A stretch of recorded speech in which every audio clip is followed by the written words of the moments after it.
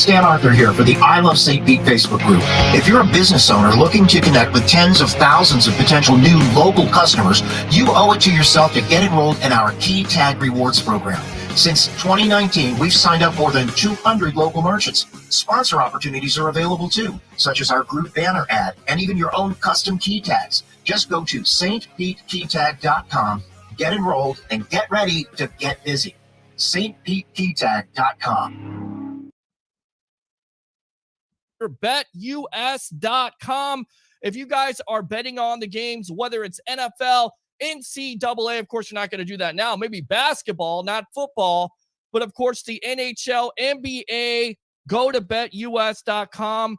You get a 125% sign-up bonus. And also, if you use this code right here, the promo code of TSW22, which, by the way, stands for the sports web, TSW22, or call that number 1-800-69-BET-US. Again, 1-800-69-BET-US, and put in that promo code TSW22, and I would really appreciate that. I've had 27 beers spilled on me.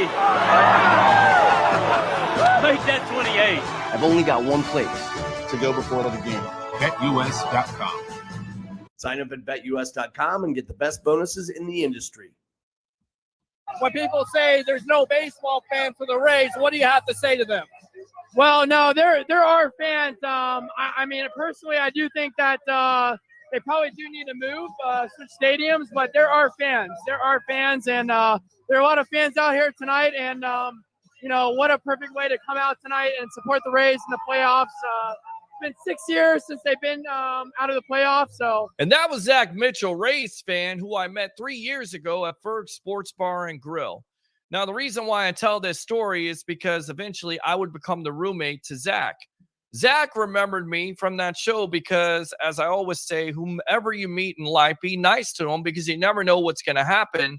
And if you have an opportunity to get somebody on camera, you treat them as if they're a superstar. Now, two things came to mind here. First and foremost, the whole national narrative that the Rays don't have fans is hogwash. Zach is the great example of that. And then on top of it, I feel like the Rays should take my advice. Be nice to every fan that walks into Tropicana Field. In fact, endear yourself. Treat them as if they're a superstar. Who knows, Stu and the Rays? Take my advice and you may end up like me. I kind of ended up okay. For another edition of Peter's Perspective Live on Amped Up Sports, I'm your host, Peter Blake, giving you something to think about. Merry Christmas. Say, I love football. Say this. Say Tampa.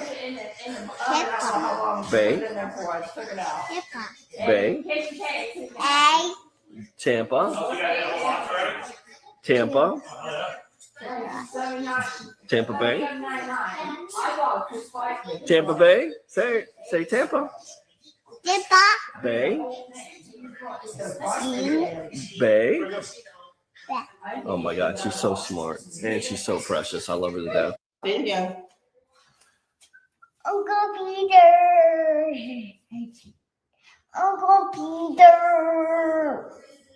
Uncle Peter. Where's Uncle Peter? I call him.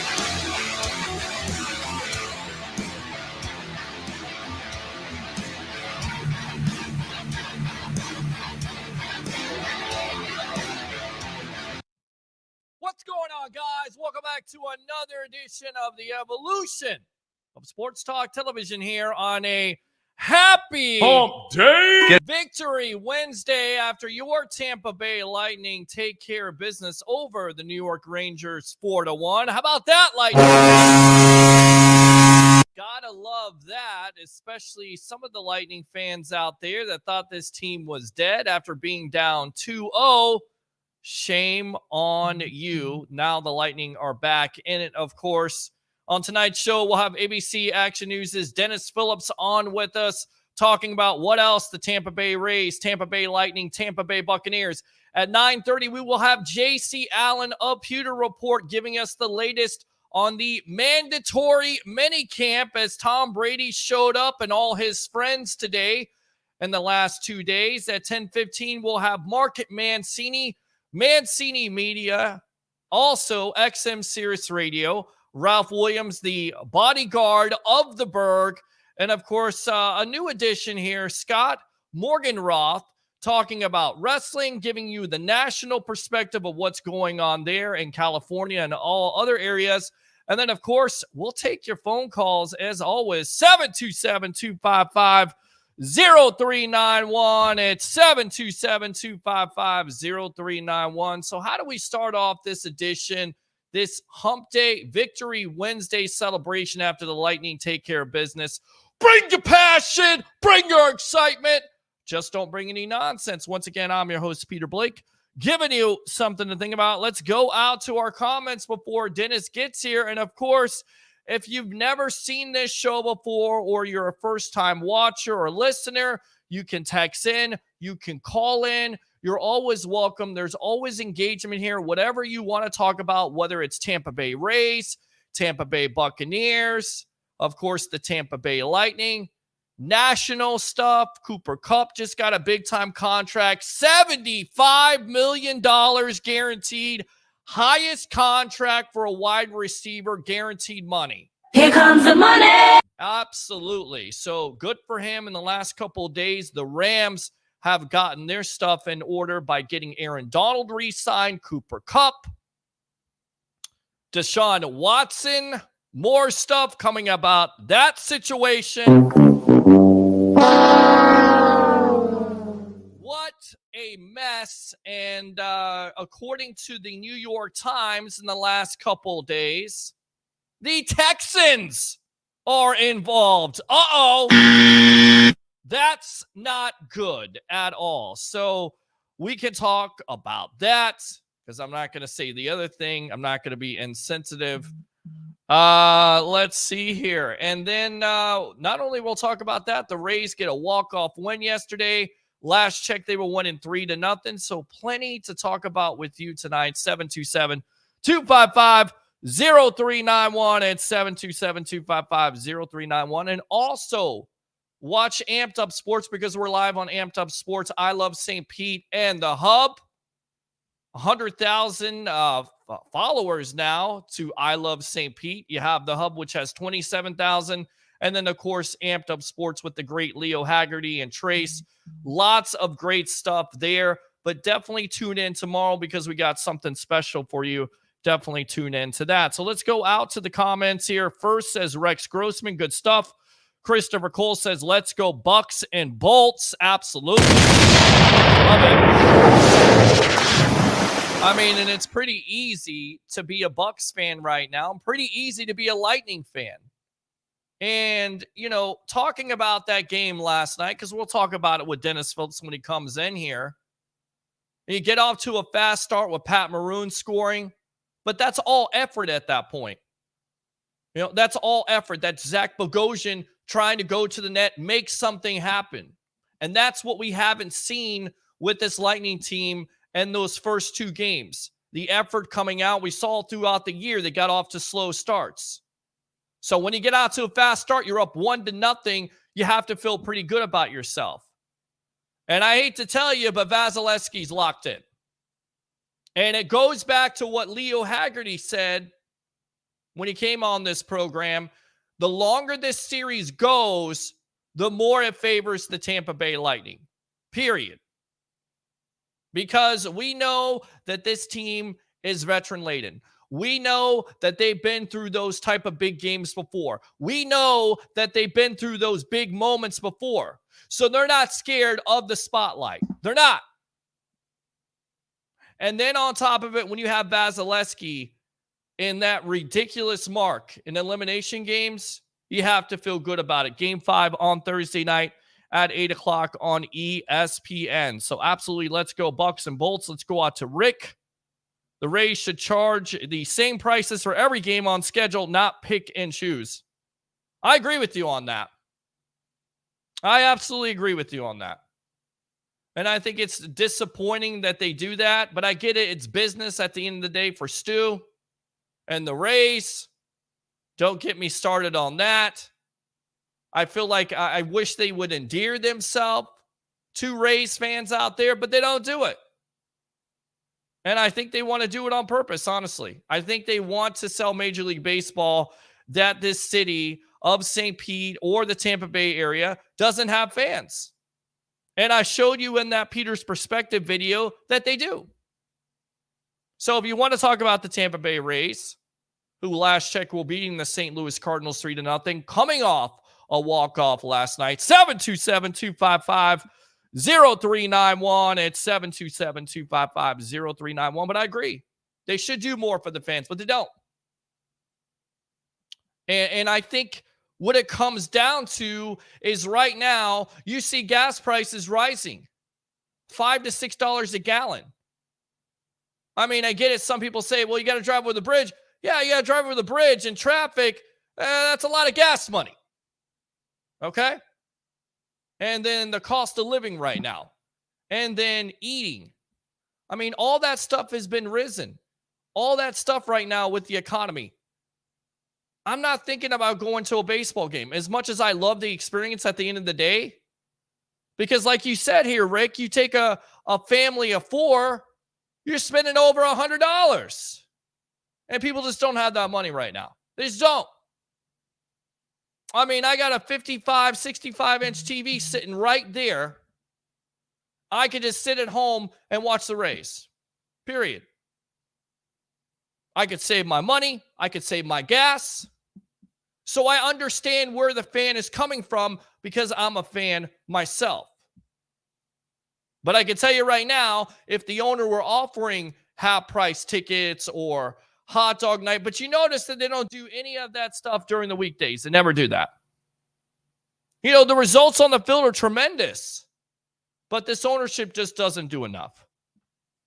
Just my opinion. All right, Roger Shue says Dynamite is on. Great. Awesome. Rex says, where's Sam Ash poster? No Sam Ash poster at this point because we're in New Digs. We may get it up there. We still love Sam Ash. Rick says, still one in New York. We have to win at least one there. We might as well win it tomorrow. Absolutely. Roger Shue says, you know where it is. Let's see. Rex Grossman, audio is good because Leo is not causing static interference. Now, see, this is what you get for doing that. You take a shot at the legend, and that's what you get. You also get this. Bodyguard of the buffet. Stop it. WGN says Roger Shue. Ralph Williams, thank you. Talk to you later. Rex Grossman, thank you, Dennis. Fox 13's most, I don't know what he's saying. Meteorologist, I see Dennis right there. So I'm just going to give you this. You're such a troublemaker. You really are, Rex. When are the Tampa Bay Cyclones playing? I have no idea. Great question. Where are they playing? Don't know. Don't know anything about that league at this point. Guess I need to do more research. Sucks to be a Rays fan as well as a Cubs fan, right? For you? Oh, sorry. Was that too soon? Oh, okay. You know, you guys on here, you want to troll me, but you're trolling the wrong person. I'm not like regular sports broadcasters. I'll get back at you. I'm petty. I can be Petty Pete if you want me to. If you want me to be like that, I can do that. We'll read the rest of these comments. We'll get out to Dennis here. Are the Lightning doing good so I can jump on the bandwagon like all the other Bay Area residents? Let's go out to Roger. Yes, you can troll, boy. Roger says, acknowledge your tribal troll. Mike Hughes, Peter Blake, my guy. Mike, we got to definitely have you on the evolution. Let me give you a Ric Flair. Woo! Appreciate you as always right there. Chicago's finest. Nuke the Trop. For that comment, you get this. Roger Shue says, only sellout Rays get all season is Yankees and Red Sox. That's not true because I think they've actually drawn pretty good against the St. Louis Cardinals. But once again, buddy, keep on trolling, and this is what you get. How about new? Christopher Cole says Vazzy should have shut it out. They took a 6-on-4 to at least get one past him. Absolutely. At that point, you're desperate. That's the reason why you called the timeout in the first place. The Rangers had not scored anything at that point. So you have to have some momentum, as my buddy would say here in the Greek, some mo going into the next game, and they get that done. Get a Tesla, Peter, forget gas. Yeah, sure. Let's go ahead and buy a Tesla because that'll work. How much is a Tesla, by the way? What is that? More than $100,000? I don't know. It's a lot more money than I have at this point. Gas was $1.75 a gallon and they still couldn't sell out. Stop it. Sandra Nagel says, watching the best sports talk show in the Tampa Bay area, the Sports Web with Amped Up Sports, and I love St. Pete. I don't know what that is, Aunt Tammy. And Sitton, I don't know what that is. So thanks a lot, guys, for tuning in, as always. So without further ado, let's go ahead and get this guy on. Here we go.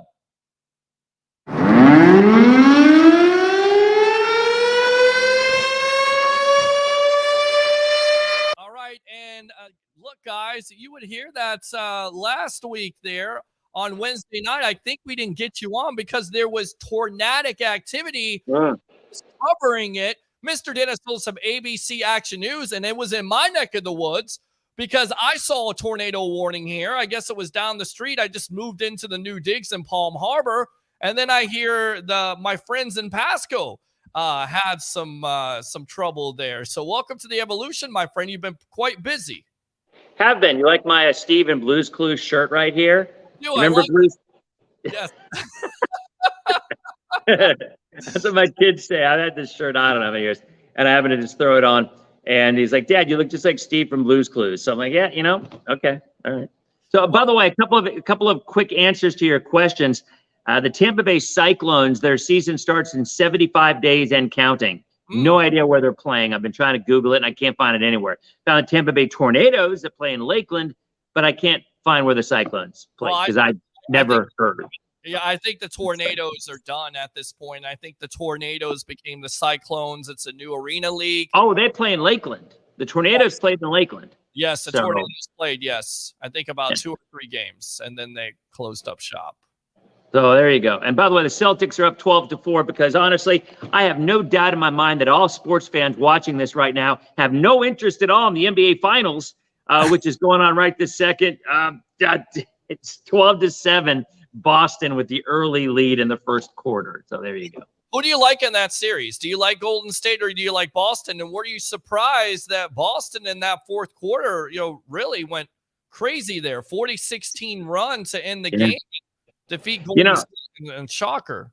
Here's the reason that I like the Boston Celtics, because Vegas likes the Boston Celtics. Mm-hmm. The Warriors came out as a $155 favorite to win that series. I thought they'd easily be 220, 240. And Vegas just, they don't give anybody any gifts. And anytime that it looks like a gift, it probably isn't.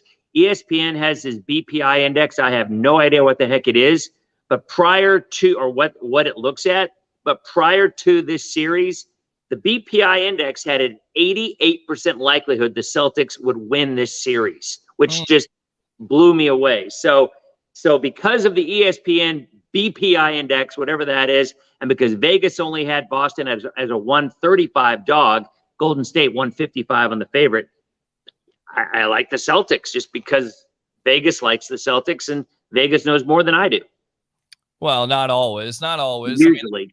That's why we got Dennis Phillips of ABC Action News here, meteorologist, but on this show, he's a sports broadcaster. Let's talk about the Rays. Walk-off fashion last night versus the St. Louis Cardinals. And tonight, how are they doing? You know what? I don't know. They're up 5-3 over the Cardinals, bottom 6. So there you go. Well, give me your impression so far in this early season. I mean, Wander Franco is out. They've had some injuries, but they just continue to win. And it goes off the strength of pitching, getting great pitching last night. From their starter, 6 innings from Springs, and then after that, their bullpen cleans it up. Go ahead and talk about it. Yeah, I mean, Tyler Wallace, obviously that 3-run shot yesterday in extras. They sent down Ryan Yarborough, who was supposed to be a pretty big part of this rotation and has just been horrific. Corey Kluber's going tonight. He's been pretty good. I remember, he's had a lot of no decisions earlier on. First game that I went to this year, actually, he was 1 out shy of going 5, and sure enough, Cash yanked him. And, they were up. They got the win, but that's Kevin Cash for you. But, this team does what this team does. A lot of no names. You're right. Franco out kind of hurts them, but they just find a way to win ball games. And yet the Yankees look really, really good. And that pains me to say, but with the offense that they have and the pitching that's been really solid too, I mean, the Yankees look like the team to beat in the American League. I mean, even, Houston obviously is obviously a really solid team too, but boy, the Yankees look really, really tough early on. Do you think they can continue this? I mean, can they continue this the whole season? I mean, because I feel like eventually they're going to have a losing streak and their pitching is not going to necessarily be able to hold up. Although that has been the story, not only their pitching staff, but of course, Mr. Judge there. Yeah, I mean, they've all, Giancarlo Stanton, and they've got 40 wins already. They're 40-15. I mean, they're on a ridiculous pace. Doesn't mean anything in the playoffs necessarily, but it boils down to injuries so many times. We all know that. If Judge goes out with a bad shoulder or a bad arm or a bad leg or whatever, and he's out for 8 weeks, all of a sudden it evens the playing field. Pitching, maybe not so much because they've got some really, Garrett Cole, you've got Cortez. You've got some really solid guys on that roster, but boy, I don't know, man. They look really, really tough. I mean, are they going to continue at this pace? No, you're right. They're going to have a losing streak like every team does. I mean, the old expression is a team is going to win 60 games, a team is going to lose 60 games, and it's what you do with those other 60, which actually adds up to 180, which makes no sense in that philosophy, but never, I guess the other 40, I guess is what they say. You win 60, you lose 60, whatever you do with the other 40 is whether you're going to win 100 games or whether you're going to be out of the playoffs. And boy, the Yankees with already 40 wins and we're just in the first week in June, they look really, really tough. Now, speaking of, former manager Joe Maddon gets canned yesterday after a 12-game losing streak. I mean, fair to him. I mean, he had the Angels just about a month ago, the talk of baseball, I believe, in first place. And now he's canned. And look, Joe Maddon's one of the best managers in this generation. I mean, you can't, what he gets out of his players, he gets the most out of his players. He won a World Series with the Chicago Cubs. I mean, fair to let him go? About Joe Maddon, and I believe this, I really do. And you probably are too young to remember this, but Billy Martin used to be a totally different kind of manager, obviously, about as night and day as you could possibly get. But Billy Martin would come in and get the most out of that team that he was managing. And after a few years, the players, maybe even less than that, the players kind of got sick of it. And with the Rays, and I know several of the players personally who were playing for Joe at that time, and they were over the shenanigans. They were over the Penguins in the dugout, in the clubhouse. They were over a lot of the stuff. And the Cubs, you kind of wonder if the same thing happened. He had early success, and then all of the moving around the bullpen and doing everything that they did just kind of wore thin. And you kind of wonder if the same thing happened with the Angels too. So, Joe did it Joe's way, still does it wherever he ends up, because I'm sure he'll end up somewhere else.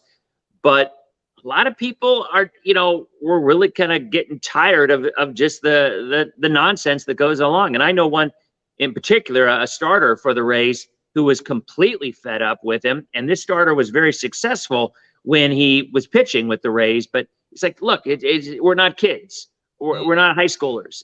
Let us do what we do, which is play Major League Baseball and throw away all the other nonsense that goes along with it. Because I think that's what, especially players who are veterans, they don't need that. The kids, they don't care as long as they're up there playing. But I think the guys who played for a while, they're over it. And I just wonder if Maddon is kind of outwore his welcome, or we're not as welcome in California and in Anaheim, I guess, and maybe he'll end up somewhere else where they need him. But I could say I think it was time. I think it was time. That's his history.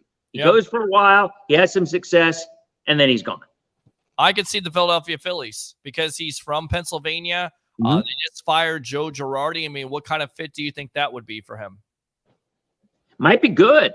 Might be good. I mean, you're right. He's a Hazleton. I think it's Hazleton. Hazleton, Pennsylvania. Yeah. Yeah, I think a Hazleton guy.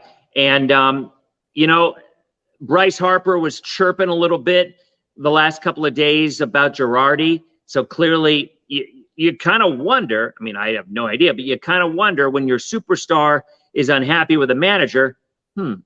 When did that happen in the Bay Area in the last couple of months? Let me think. Superstar not happy with the guy running the team. Guy leaves. Mm-hmm. I can't remember that. It's something. But anyway, but with Girardi and Bryce Harper, you know, Bryce Harper's the guy, and maybe he had said some stuff, and they're like, "All right, Joe, you're gone." And you're right. Maybe Joe Madden ends up on that team. Who knows? All right, I'll tell you what. Let's go out to some of these comments from the webheads. Let's go out to Christopher Cole. The Rays are good, and the Cubs have been trashed for the past few years. Roger Shue says, "Hi, Mama Blake." Rex says, "Unblock my Troy account. I command you." Charles Richardson says, "Hurricane siren." Wait. First of all, it's a tornado siren. And second of all, you blocked the Palomalu guy? I didn't do it. The tribal troll, Roger Shue here, who is the moderator of this mess that we call the sports web. He's the one that did it because I guess. Classic. Classic. that is, you just made my day. Because you're right. Let me tell you, I don't know who this guy is from Adam. Yes. And the fact that he watches you is awesome. And the fact that he's here, that's great. But I mean, I don't ever one time remember him saying anything favorable or positive in the history that I've ever been on this show. It's always negative. He's always trolling. So you know what? You know, maybe he'll have a little humility by you ban him a little. Well, clearly you did, because he's begging to get back. Yes. And I say, keep him blocked, because that's pretty awesome. Well, he's got his Rex Grossman account here. Let's go out to Rick. Is there a lightning storm headed to Madison Square Garden? I don't necessarily think that's a weather question, but you got to feel good about the Tampa Bay Lightning right now. I mean, they have all the momentum being down 2-0 in this series. But as we talked about, the veteran leadership, they've been there before. They've done it. I mean, really, were you concerned about this Lightning team going home and winning the next two? And now do you feel more comfortable with them going into Game 5 versus the Rangers? I mean, this is just classic setup for people who don't follow sports very closely. I mean, look, they always said, and you guys know this, because I'm guessing most of the people who are watching are kind of sports fans, or maybe they're not because they're not watching the NBA Finals right now, but that's another story. Maybe they're doing both. Right. But what I'm saying is we all know that it doesn't become a series until a home team loses a game. That's the fact. And if you don't know that, then you don't know sports, because that's the bottom line.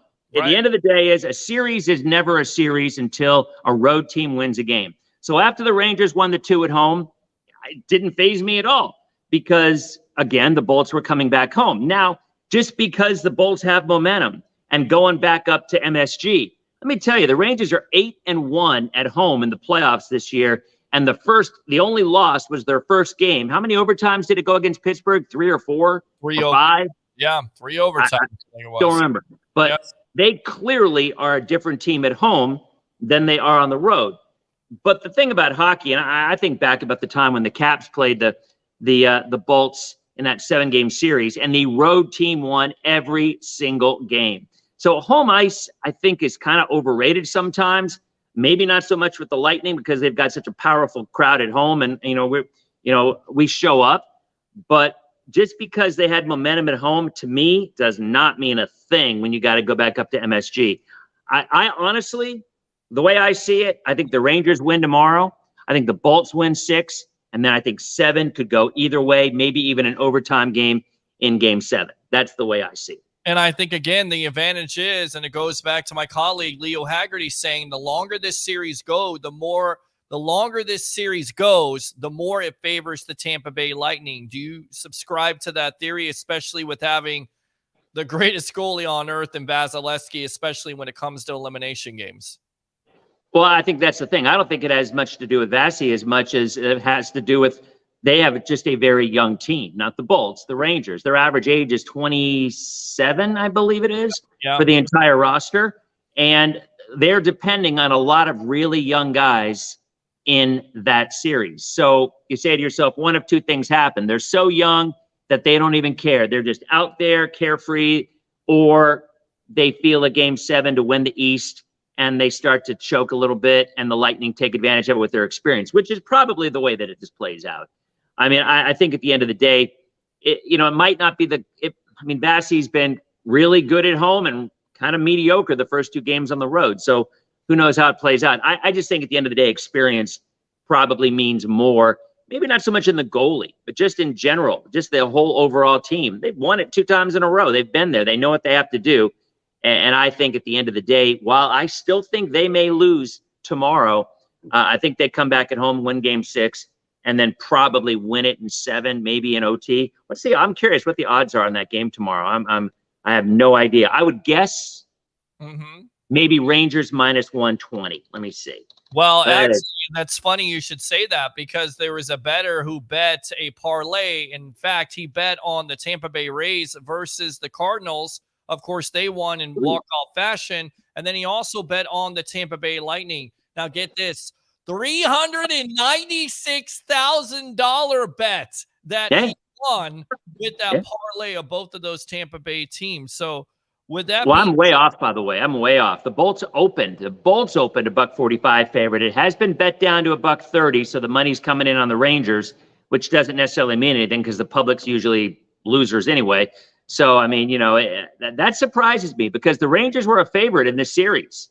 The Rangers were a $1.20 favorite to win this series when it opened. So now all of a sudden it's 2-2. It's done what it's supposed to be. They're coming back home, and yet the Bolts are a big favorite. So clearly Vegas believes what you're saying. And what a lot of people are saying is that momentum is going to carry this team in to game 5. I'm not sold on it, though. Again, I'll say right now, I think the Rangers win 5, the Bolts win 6, and the Bolts probably win 7 in a very, very close game 7. Well, but you may be right, but the Lightning have not been able to win up in MSG, so they're going to have to figure that out tomorrow night, of course. And to me, that's a pivotal game. Then on top of it, John Cooper has not ruled out Braden Point. In fact, what he said today is, I can honestly answer with this question, I don't know. And to me, this is a big-time key, because if they can get back Braden Point, and they've done quite well with the guys that have been there, and Andre Palat. But if they get back a Braden Point, how important is that to this team? How much does it make this team even better? I don't know. Maybe an emotional boost. Is he at 100%? You got to figure he's not. I mean, lower body injury. What does that even mean? And that's the NHL, Right. I mean, is it a torn ACL? Is it a strained MCL? Is it a hangnail? I mean, you don't know, so I think it really all depends on what it looked like it was a leg injury. I mean, it looked like it was a quad or a muscle injury, the way that he hit the boards. It didn't look like a knee, but who knows? I just wonder. I mean, I know he practiced. You have to wonder, even if he's not at 100%, which I can't imagine he would be. He hasn't played in a couple weeks. You got to figure it's certainly an emotional boost for that team just to have him out on the ice with them. Absolutely. We're on with Denis Phillips of ABC Action News here on the Evolution. It's the Sports Web. I'm your host, Peter Blake, giving you something to think about. Let's go out to the comments here. Rex Grossman says, any news on LaFlop Crybaby James? No news at this point. Of course, they changed coaches. We'll see how that works out. NBA is a yawn, says Christopher Cole. Rick Bees here says, Lightning game 3 was plus 210, 5-3. I think he's updating the race score there. Dennis went to the game. He must own a Tesla, because everybody, and I came in, people were talking about, Rick mentioned this. He believes that the Rays should do something along the lines of ticket prices, especially not raising the tickets when a team like St. Louis or the Yankees come into town, because, some fans can't necessarily afford it. Do you agree? I'm just trying to think back about what you're saying. So it makes sense. The Bolts were plus 210 for the series going into game 3. That would make sense. Yeah. That would make, honestly, that's probably lower than I would have thought, because like I said, they were plus 120 when the series opened. And after going down 2-0, they were only up to plus 210. I think a savvy bettor would have probably jumped on the Bolts just again, because the Rangers have been so good at home and so poor on the road. And again, a game 7, who knows? I don't remember what the question was. You were talking about the raise in ticket prices, right? Yeah, ticket prices, changing those ticket prices over for like teams like St. Louis and the Yankees. They don't do that for other teams, but when there's primetime teams or premium teams that come in, they raise the ticket prices. Rick's point is they should lower those ticket prices down so there could be more fans that come out on a weeknight, if you will. Yeah, it's such a tough thing. I mean, you know me, I'm an apologist for Rays fans because, by the way, the Celtics are up 30-15. But I'm sure all you folks already know that because you're watching it right now.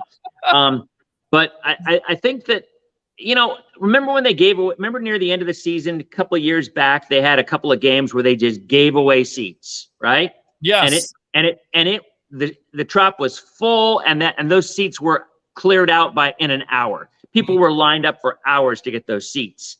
So, you know, it adds some validity to his point because it might be a money thing. I mean, it might not be a location thing as much as it's a money thing, because when those tickets were for free, people were showing up and they lined up for hours to get a hold of those free tickets.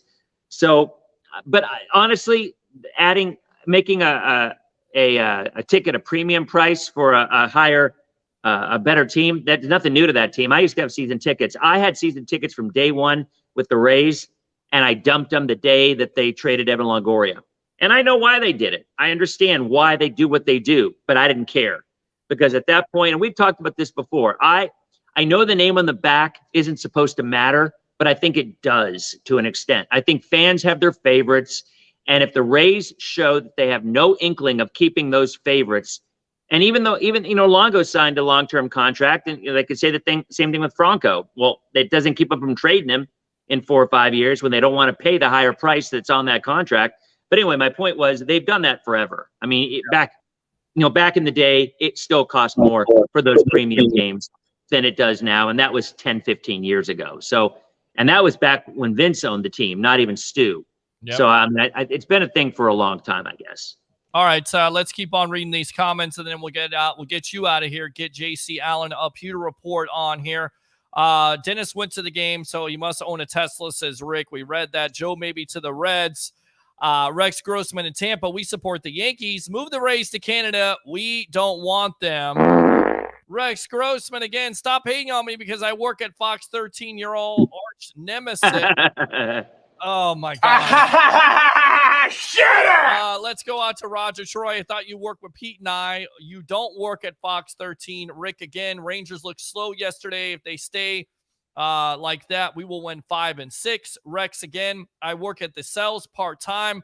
You lie full-time. Let me go out to Rick. 7-3 Rays update there. Somebody's writing. I don't know who that is, but thank you very much for tuning in and giving me the hearts. Plus 210 to win game 3. Rick again. No. You're telling me the Bolts. No, that's wrong. You're telling me that the Bolts were plus 210 to win game 3. That's absolutely nonsense. I would bet my life right now on the fact that is not the case. No possible way. Game 3, when the Bolts came back home, I didn't look at it. They had to be a small favorite, maybe minus 110, minus 120. If you found somebody who would give you plus 210 and you didn't bet your house on it, then you're crazy. Because there's no way in a game 3 the Bolts were plus 210. It's just wrong. You're incorrect. All right. How many points has Larry Bird scored so far? I guess he's not watching. And then Rick says, yeah. All right. One final thing. And let's see here. And I sent it to Leo and Peter. So I guess he's talking to Leo off the air here. What was your thoughts on Akeem Hicks signing with the Tampa Bay Buccaneers for less than $3 million? Because Greg Allman broke this down. They put on 3 voidable years, 2.39 contract. A lot of people were kind of disappointed because they wanted to see Ndamukong Suh back in the fold, but it certainly looks like they still have enough money to re-sign a Gronk. So what was your thoughts on getting a signing like Akeem Hicks from the Chicago Bears? I mean, why not, right? Yeah. I mean, you know, if you have a chance and you can fit it in the budget, and certainly that's not my thing. I don't know anything at all about how they can work the budget, the salary cap and whatnot. But if you can, you know, if they feel as though that he's a solid addition to the team, which seems like he would be, then why not? But my question is, who's the dude with the whole Fox 13 thing? I don't, you know, I've known Paul for a long time. Paul's a good guy. Paul's a New England guy. Paul's been here like 30 years. I've been here 28 years. So who's the guy who works at Fox 13, or is he just thinking that I care that he says that he works at Fox 13? I think you got too many trolls on your show here. Seriously, I got too many trolls. And why aren't they watching the basketball game? I mean, I'm hoping they're watching it at the same time, because you call yourself a sports fan and you're not watching the NBA Finals right now. 33-22 Celtics, by the way, at the end of the first quarter. You know what? I should have it on right now, but I don't even have it on myself. I don't know. I'm interested, but I'm not interested. I don't know what it is. By the way, that game is on ABC. And by the way, who has the NHL Finals this year? Who has the Stanley Cup Finals on broadcast television? Who would that be? ABC is carrying the NBA Finals and the NHL Stanley Cup Finals. Wow. So there you go. Take that, Fox 13, buddy. Go ahead and turn on 13 and see if you can watch the Bolts play in the finals. You loser. Love it. I love it. Good stuff there. Pay Sui says, and basketball sucks. With that being said, go ahead and finish it out. Go ahead and promote yourself when we get out to JC Allen up Pewter Report. Basketball is I'm the first to admit it's never been my number one sport that I like watching, but man, it draws audiences. It does. The ratings inevitably will be higher for the NBA Finals than the NHL Finals. They just are. Now, not necessarily in Tampa, obviously. Right. But anyway, hurricane season is here. We already have the GFS saying there's going to be another storm in about 12, 13 days, which is probably not going to happen. But if we get one from now through the end of the year, I'm on ABC Action News Monday through Friday, 5, 5:30, 6, and 11. And of course, every now and again, I'm on here Wednesday nights as well, which is a lot of fun as well. Where's Harry? Where the heck is Harry been? I have no idea where he's at this point, but you also do Dennis Phillips Live on Facebook. I want to be like you when I grow up, because not only do you have some trolls there, but you actually have a lot of people watching. Go ahead and promote that. What is that? Tuesday? It's fun. Nights? You know what? It is fun. We've been doing that for like 10 years. And we've been doing these live chats before Facebook ever really did a live thing. And, now there's sponsors and all that stuff, which is awesome. But at the end of the day, whenever there's a storm coming, the viewership just goes crazy because people want to know if the severe weather's coming. Otherwise, we talk about sports. We talk about our charity fundraiser that my family does. And, it is a lot of fun. And you're right. I embrace trolls. I like it because I'm like you. Now, I have to be a little more careful. I can't be quite as verbose as you. But at the end of the day, I think trolls add something to a show, and they're entertaining as long as they don't cross the line. And then at that point, you got to ban them, like Troy Polamalu or whatever the heck that guy's name is. Yes, I agree. Troy Polamalu or Rex Grossman or whatever he's using his name at this point. Whatever week it is or whatever night it is. Good stuff, Dennis Phillips. Thanks a lot for your time here on The Evolution. All right, my friend. My pleasure, Pete. By the way, update. Still the end of the first quarter, 33-22 Celtics over Golden State. So you guys have a good night. And I tell you right now, I got to invade Dennis Phillips Live. I want to get on there sometime and talk some sports with you. Maybe some. You know what? When it's a quiet night and we don't have any hurricanes or any thunderstorms, I'll reach out to you and we can talk sports. Now, there may not be a lot of viewers because most of my people aren't big sports fans. Like most of my viewers demographically, it's like female 25 to 54. We've got some sports fans in there, but we also have a lot of non-sports fans. So it would be interesting to see who showed up because they might surprise us. Yeah. They might show up in droves. Yes. But, I put your picture up there and I'll say, hey, look who my special guest is. And they'll be like, hey, I want to go check out this guy. You never know. Sounds good. Appreciate you, Dennis Phillips. Thanks a lot once again for being on the Sports Web. All right. See you, Peter. All right. Good stuff there from Dennis Phillips of ABC Action News. And there is, hold on a sec before you go. Here you go. Harry says, what's up, brother? Dennis Phillips, let me go ahead and there you go. He's right there. He just commented. There he is. But how come he didn't call you? I don't know why he didn't call me. I mean, we're waiting for JC Allen to come on, but I guess if Harry wants to call in really quick and, I'd love to talk to Harry. I have not talked to Harry since, maybe it was just after the Super Bowl. Let's go ahead and get JC Allen on here. I don't know if there's JC. How you doing, JC? Hey, what's going on, Dennis? Long time. And you know I'm watching this finals. Let's go Celtics, baby. Woo! There you go. you go. He's a Boston fan. That's the reason why he's watching at this. I mean, you can multitask. I get it. You're watching the TV here. You're doing this here. It's just a sports web. I mean, it really needs to fully pay attention to Peter when he talks. All right, let's go ahead and get this guy on. Let's get his walk-up music on really quick. Here we go. There's some Windex on it. Will you shut up? Ask and you shall receive. Harry the Greek, professional handicapper extraordinaire, 1252 Chicago Sports. Welcome to the evolution, my friend. I thought someone said Beetlejuice, Beetlejuice, Beetlejuice 3 times. So, I mean, when Dennis calls, I come. There you go. He lives. He lives. I'm telling you, I was really worried about it. I mean, Harry, where have you been? Oh, Dennis, this past month and a half has probably been one of the hardest months that I've ever had to go through, from a personal standpoint to a mental standpoint. But everything is good. There is a God, and everything's fine. Yeah, well, good. Not everything is good in the betting land here, because I'm going to call Harry the Greek out. You thought the Tampa Bay Lightning would be done in 5 games to the Rangers. Correct. I did, actually. But I also did say in your last show that if Tampa Bay was to win game 4, that they would probably end up winning the series. I like it. There you go. Good stuff there. And you By the way, Harry, I got to ask you a question. One of the guys one of the people here watching said that the Lightning were plus 210 in game 3. No. I mean, do you know what they actually were? I'm guessing they were minus 110, maybe minus 120. They were not plus 210. Now, they were probably plus 210 to win the series. That certainly seems like a possibility. Do you know what the number was, or didn't you follow it? At the start of game 3, they were like plus 400 to win the series. And that makes sense. I think they were plus 150, to be honest with you. At home? I'm sorry. No, not plus 150, minus 150. There you go. Okay. All right. That makes sense. My apologies. I was going to say, if somebody got them at plus 210 on game 3, you should have just put the whole house on it. I mean, seriously. Absolutely. I would have shoved it in with both hands and both feet. I have a question for by far the greatest meteorologist in Tampa Bay area.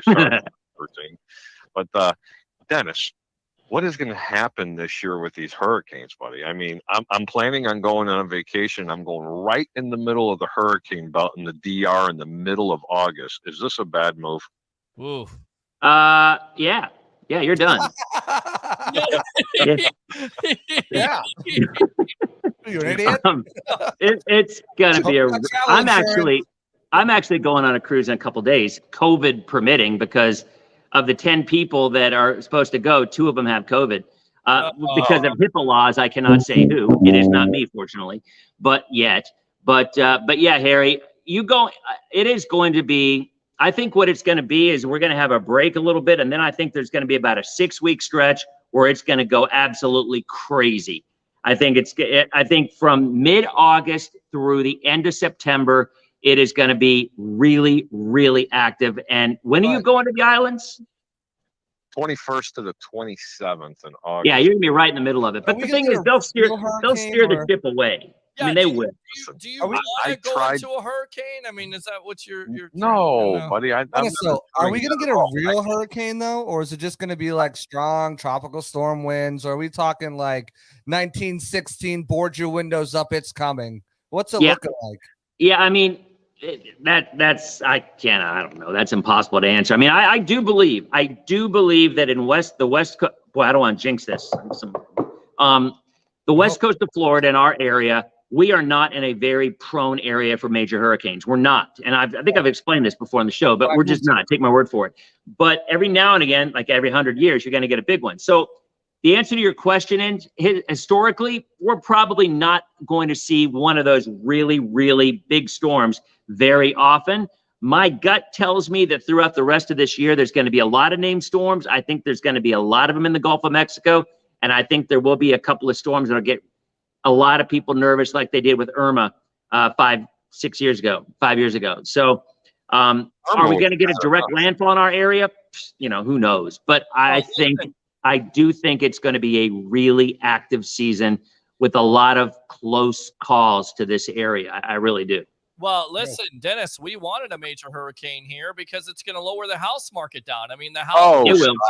I'm serious. I True mean, story. the house Crazy. market is. Do you have any clue how devastating a Cat 3 would be that hit the Tampa Bay area? I don't know how bad it was when Hurricane Pass came through up in Dunedin, but I would not have wanted to be around then, let alone now. That actually explain what that hurricane did when it hit through Dunedin over there, Dennis. Just for it cut the pass. It took an island and cut it in half. Charlie did that with Captiva, down south. I mean, it was one island and now it's north and south because it literally cut a hole in that island. And that's exactly where Hurricane Pass in Dunedin happened because of the 1921 hurricane.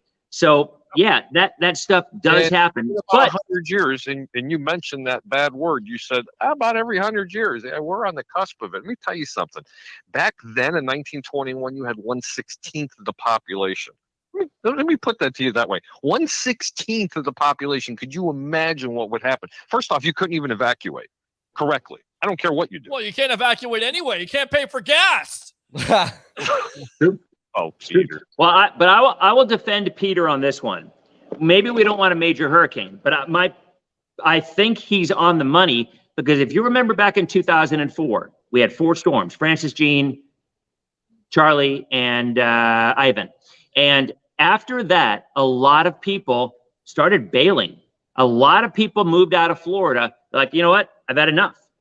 I can't deal with this anymore. It's PTSD for hurricanes, and it really caused a big change in the housing market. And I think, honestly, he's right. If we get a year that we have a few, 2 or 3 storms that are very close calls to our area, or maybe even a direct hit in some ways, I honestly think there will be people saying, especially the folks who've moved here from New York and the Northeast who haven't been here very long, they're like, what in the world did I get? I didn't sign up for this, and they're going to go back north. I actually think he's right. I really do. No, you are right, actually. But if a Cat 3 or better, in my opinion, ever hit this greater Tampa Bay area, it would be catastrophic. It would. It would be. I shouldn't wish for it, but, I'm just tired. Way to go, Peter. You shut up and be quiet.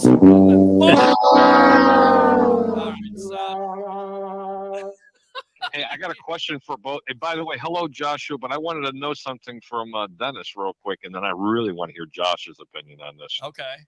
Deshaun Watson. I predicted he doesn't see a down of football this year, guys. I already did that like 3 months ago. Does he even play this year? Yeah. I mean, 60. A slippery slope. I'm not touching that one. Yeah, it is. I mean, new lawsuits keep coming up. The number's gone what to 26 now. It was at 24, I think, or whatever it was. Don't worry, me Leafs got his back. Yeah, I just don't know. I mean, you have to figure that before they let him get on the field, they have to be absolutely convinced that everything's okay. And I think at this point, even though charges were not levied, I mean, they did not bring charges against him in Texas for all of the events. So that, to me, I think is why people are like, all right, well, he's going to play, obviously, because the DA never filed charges against him in Texas, but you got all these civil charges. But civil charges are very different than criminal charges. I mean, and I don't know what the rules are for civil litigation for a player to make it on the field. If it's not criminal, then who knows? I mean, the Browns took heat anyway. The minute they signed him, there were a lot of folks who were just completely fed up with it as it was. So, who knows how it plays out. I would not be surprised if you're right at all. Would not be the least bit surprised because I think they're going to err on the side of caution, don't you? Yeah, but if you were Baker Mayfield, and let's just say that Deshaun Watson does not play, do you even want to play a down of football for this team? No. After the Cleveland Browns almost ruined his career, making him play last year as hurt as he was, and having people question whether this guy can even play QB1 in the National Football League, and then let alone you give up the entire farm for a guy to come in and say, well, we just don't think you're good enough. Would you even play a down of football for this team? I mean, if you can't get a job anywhere else, you do what you have to do, right? I mean, if they're the only team that'll pay him, then you're going to play. But I'm with you. I mean, I can't imagine him wanting to be anywhere near there. I mean, it was so disrespectful on so many levels. I mean, a lot of places were trying to sell him as the next face of Cleveland. I mean, all those commercials that he did, which were actually, a lot of them were kind of funny. And I mean, they made him look good, especially after him having kind of a mediocre reputation coming out of college. It's like he turned his reputation and his image around. And then all of a sudden in this offseason, it just got all blown to high heaven. And who knows? But I'm with you. If I were him, I wouldn't want to play. But if that's all I got and they're going to pay me millions of dollars to play, am I going to suck it up and play? Yeah, because I want the money. Well, $18 million, 18 million reasons why. JC, I know we're going to talk about the Bucks, but your thoughts on this situation, which, by the way, the New York Times came out with a report yesterday implicating not only Watson and the 66 other women in the last couple of years, but also the Houston Texans giving him permission, giving him NDAs, non-disclosure agreements, and also places to go, knowing that he was checking into this hotel with these strange women. Your thoughts? Yeah, like I said, it's a slippery slope to get down. No criminal charges. Civil cases have been open. It's a lot. It's a lot of women, and you're talking about a guy who's probably never been told no going back to high school. A lot of these women are that have come out weren't even licensed masseuses. I don't know. It's definitely a difficult subject to talk about because and the whole guilty until proven innocent, that implies there was criminal activity. That's used for criminals. I don't know. I don't know what to think here. I don't really feel comfortable commenting on it without knowing everything. But at the same time, like, the optics aren't great. And that's what the NFL is concerned about. I mean, that's what the NFL is concerned about. They're concerned about the shield and protecting the shield. I think he gets a 12-game suspension that's probably dropped to 8 games. There's no way. There's no way they can suspend this guy 8 to 12 games. If you suspended Calvin Ridley for gambling for a year, I mean, gambling's a different thing. Gambling is directly affecting but it was fantasy football. Right? It's okay to be a womanizer, I guess, but it's okay to be a womanizer. I mean, look at Ray Rice, look at Greg Hardy, look at throughout the history of the NFL. He is a top 5 quarterback when healthy, and they're going to want that product out on the field. I bet you, gentlemen. I don't think this is a touchy subject whatsoever. The allegation's already out there. It's been proven that it's out there. You're correct. It could be civil, but from a joking standpoint, I don't know how the guy can grip a football with all those body oils and hand creams that were on. You know what? All right. So with that being said, Harry, listen, I'll give you credit for this because you called before, and I'll definitely give him credit. He was one of the guys that said out there, don't be surprised if the Bucks sign Akeem Hicks. And sure enough, they signed him. I asked Dennis about it. He likes the move. I got to ask JC. It's a great move. Yeah, you like the move? It's a great move. Okay. JC, your thoughts on the move, and then we'll get Dennis and Harry out of here. I mean, what's not to like about it? The Bucks came out, and our own Josh Capo over at Pewter Report laid it out. The Bucks told you what they wanted to do. They literally told you what their objectives were throughout the entire offseason, and so far they've checked every box, and one of those was getting more speed and more interior pass rush. And with Akeem Hicks, that solves that if he's healthy. That's the biggest caveat. Missed a bunch of games the last 3 years, but when he's been on, he's been one of the top pass rushing defensive tackles, who, by the way, is also an amazing run blocker with a career 73 PFF grade as a run blocker. And 73 people don't know PFF. That's actually a really good grade for PFF. So, I mean, he allows you to do so much. I think when you look at last year, the last few years, this Bucks team identity has been, we're going to stop the run and make you beat us through the air. We're going to stop the run. You're going to throw on us. And you saw that. I mean, right out the gate in the Cowboys game, they were winning like 10 times tops. Mm-hmm. So, I mean, you saw that happen. But what happened last year was pieces started going down. You didn't have Jordan Whitehead the first 2 games. You lost Sean Murphy-Bunting that first game. Week 4 comes around and you lose, or week 3 comes around and you lose Carlton Davis. Then you lose Antoine Winfield for a few games, Jamel Dean for a few games here. Then you get some guys back, and the first time you finally get all your guys in the field at the same time was week 17 of the regular season. So, I mean, Wow. that was huge for them not having that ability. We're going to stop the run, make you pass on us. Well, now we're throwing out Pierre Desir and Rashad Robinson at cornerback and old man Richard Sherman. So it kind of was counteractive of what they built their defense. That's why I think getting speed on the interior, getting guys who can get after the pass rush and generate that is shifting kind of the philosophy of what they want to do and what they've traditionally been. Now, there's still going to be a stop the run team because you don't lose anything with Akeem Hicks. You don't lose anything with Logan Hall and Vita Vea for everything that, he is obviously a dominant run stopper. He's also pretty damn good against rushing the quarterback.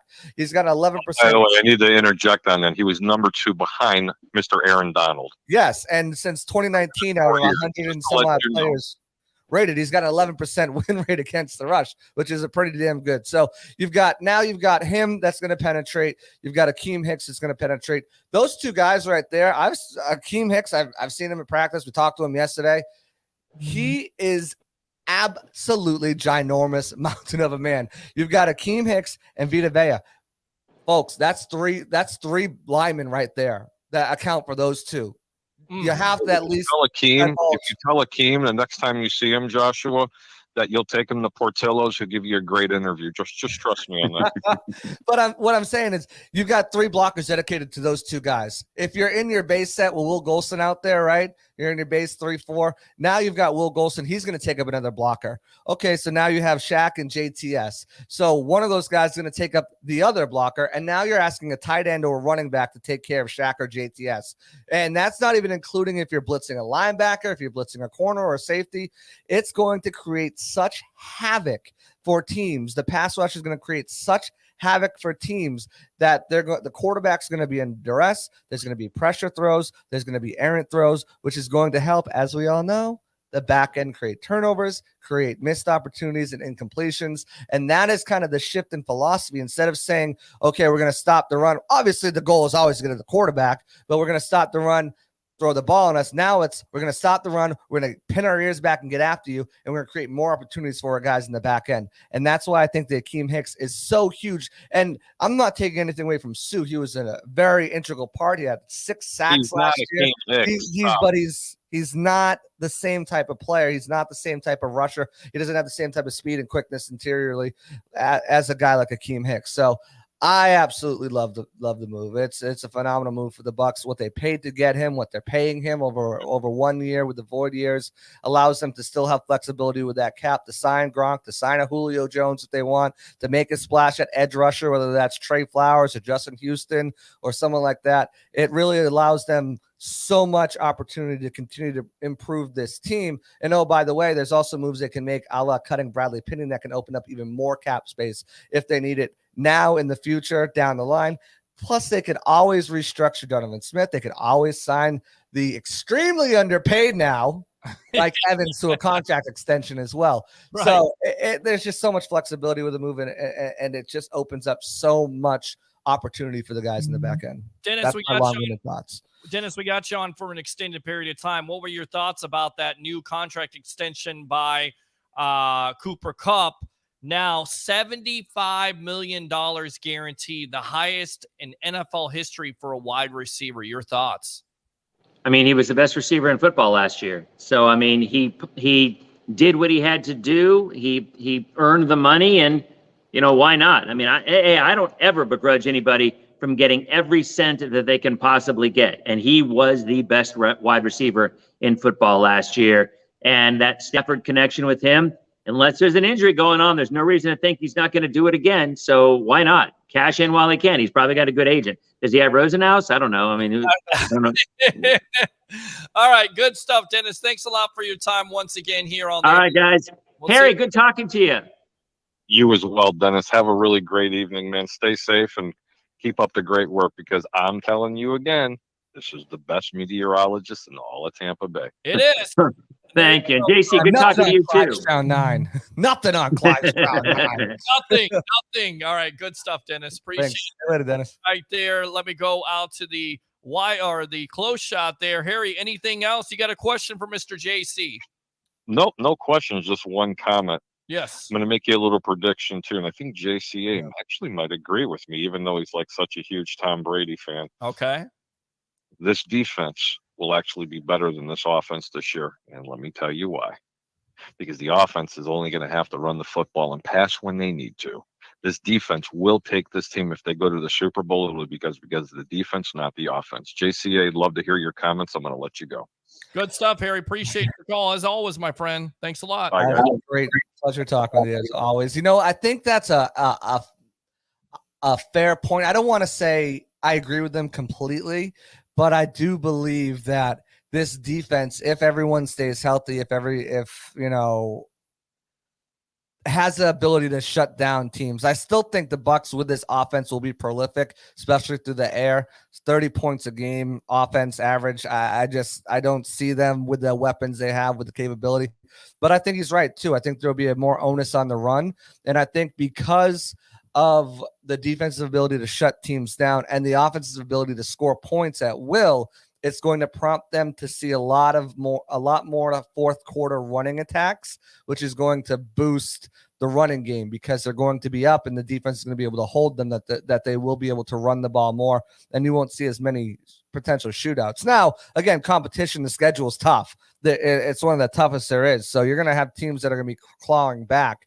And you might have to continue to pass just to keep that lead. But I think in some of these games, some of these matchups, the way the defense matches up to some of their opponents, I can definitely see them running more. Do I think running the ball is going to be the key to this offense moving forward? No, it's going to be play action, and that's not predicated on running the ball.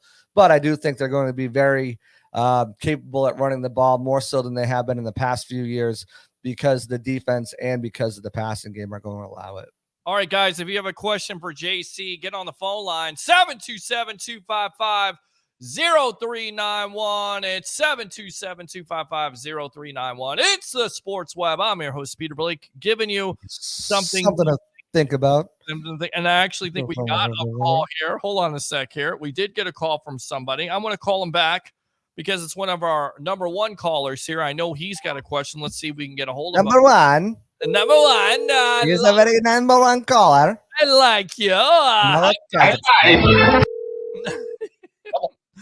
Mr. Curtis, welcome to the Evolution. You're on with yours truly, along with JC Allen of Pewter Report. What's going on, JC? How you doing, brother? How you doing, my man? It's another day. Another day. Yeah. This whole Deshaun Watson thing, man, just it's such a sticky situation. What? Literally. I'm going to say something, and people might not agree with what I'm going to say, but this is just how I feel. The reason JC is right, this guy's a top 5 quarterback. People don't give a damn about anything except for winning. That's all they care about. Well, to me, that's a problem, Curtis. I mean, but Pete, for me, it's a problem as well. Right. Okay, I have 2 daughters. Sure. I have 5 sisters. Sure. I understand how people feel, but people who are in it to win it aren't thinking that type of way. And, everybody doesn't think the way you think, Peter, or the way I think. Some people only want to line their pockets. Yep. And the NFL, I mean, come on. Who the hell makes more money than the NFL? Seriously. Right. And like JC said, like, this guy is a top 5 quarterback. They gave this guy damn near $250 million. Yeah. All guaranteed. Played in almost 2 years. Are you serious? But only $1 million guaranteed this year. And to me, the Browns got tipped off. They knew the NFL was going to basically put down the hammer. I don't think it's going to be 8 to 12 games. I think it's going to be the whole season. I think they have to do the whole season. And I'll tell you right now, this is a bad mess, because if the Texans were involved with this, I mean, you've got to go after the Texans at this point. And if I'm the Browns, at this point, I'm asking some questions. I'm having some buyer's remorse. I get it. He's a talented guy, but you not only have, these 22 to 24 allegations, you have 66 other women that have not come forward yet. So who knows what's going to happen? And then you have the Texans involved in it. This is bad. This is a Pete, bad look. Let me say this, and JC, I'm going to let you go. I just want to say one thing. Oh, no. Go ahead. You are absolutely right. 8 to 12 is not enough. Truthfully, Pete, a year is not enough. Because here's the thing. What happened to Ray Rice's career? What happened to Greg Hardy's career? Right. These guys are losing their career. Now, in their defense, I was watching Sports Center today. I took a nap, woke up, and they were talking about Roethlisberger. Sure. It's the same thing. This guy was a top 5 quarterback. It's worse, bro. It's worse. I know it's worse. I know it's worse. But the problem is people don't turn down dollar signs. That's it. They don't turn down dollar signs. World we live in. Absolutely. So, and I know I get it. It's an uncomfortable situation, but it's very uncomfortable, Matt. I mean, Pete, like I said, I have a 12-year-old daughter and a 3-year-old daughter. Sure. And if my daughter came to me and was like, "Hey, this guy did something to me," excuse my French, but I'm going to fuck him up. Right. Period. I mean, I think there's a lot of people who feel the same way, and I think, look, 1 or 2 is and that's not good enough either. That's not good. Not one. No, but you have people out there that would say, okay, 1 or 2, maybe it's a cash grab, but you have over 20 allegations out there, and now you have this come out with another 66 women that were not even massage therapists, that basically he's trying to use his clout on social media to do whatever he wants to. That sounds like a predator to me. That sounds like somebody. The problem is Peter, 1 is too much. It really is. Right. Because, it could be your mother, your sister, your grandmother, your niece, somebody. You know what I'm saying? Yep. When Jameis Winston got drafted to the, how many people didn't want that guy here? A lot of people didn't want him here. Exactly. A lot of people didn't like him. It didn't matter if he was guilty or innocent. He always felt like he was guilty. That's a crazy thing, because Jameis Winston was found he inappropriately touched an Uber or Lyft driver or whatever it was, right? Right. And that was what? I'm sorry. 4 games. 4 games, right? We're talking about it. This is I didn't want to get in this, but this is where the slippery slope comes in, right? Because Deshaun Watson is a superstar. He's a superstar quarterback, and I haven't heard in any of these allegations that he physically made these women do anything to him. Now, can you be persuasive? Yes. Can you threaten one's career? Yes. Can you threaten one's lively business and stuff like that? Yes. But ultimately, that ends up coming down on the choice of the individual to continue to carry out an act. Yes. If it comes out that he physically made someone, or that, and I know this came out that he, relieved himself on a few different women and stuff like that, and that's one thing as well. I think that's a different thing, but that's where it gets slippery, right? And abuse is abuse, and I'm not saying anything about whether these women did it or didn't do or obliged to it or whatnot. I don't know. I can't comment on any of that. There's much there for me. I mean, but until I hear, it's like when someone says he made me do it. Well, he made me do it, And again, I'm not fully versed in it. And this is where, like I said, where it becomes super slippery. I don't know enough about it. But I do know one thing is that nobody can make you do something that you don't want to do unless they physically put their hands on you. And I haven't heard that. Even if someone threatens your career, your livelihood, whatever, that's still a choice that you have to make. And if it's a sexual act, if you're going to choose giving into a sexual act other than taking someone's word about ruining your career or getting a bad, I don't know. I don't know enough about it that's why I didn't want to comment on it. But I think that's the biggest gray area that people have is like, well, you didn't touch anybody. And Greg Hardy and Ray Rice and Jameis Winston and all these Adrian Peterson, they put their hands on people. I haven't heard that from about Deshaun Watson. And that's where I'm not throw the book at him right away because I don't have all the facts, and that's why I didn't want to comment on it last year. I still don't want to comment on there, but that's kind of where I'm at with it. And I agree with you, JC. You're 100%. But let me say this, okay? And I don't want to do the whole race thing, but I'm a black man just like he is, okay? Mm-hmm. For you to become an NFL player, okay, you're a superstar. Sure. People know you. People know the kind of money you make because your money is blasted all over TV. Deshaun Watson, for you to even put yourself in that kind of situation. Right. I don't understand that. You're it makes no sense. That's where he's lost. That is a maturity issue. Right. Because any grown-ass man, it doesn't matter if you're black, white, Mexican, Chinese, anything. If you have that kind of money, you're not going to put yourself in a control thing for him. That's what it is. That's what it comes down to. It's a control thing. You don't think, and as you said, being a famous, handsome, rich quarterback in the NFL, he has, I'm sure, plenty of women hitting up his DMs to try to get at him for consensual. For him, this was a control thing, I think.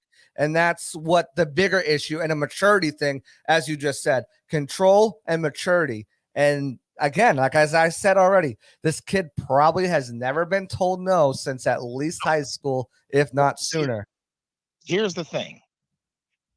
There are some strong people out here that knows how to say no, to manipulate you, to push harder, to get hard.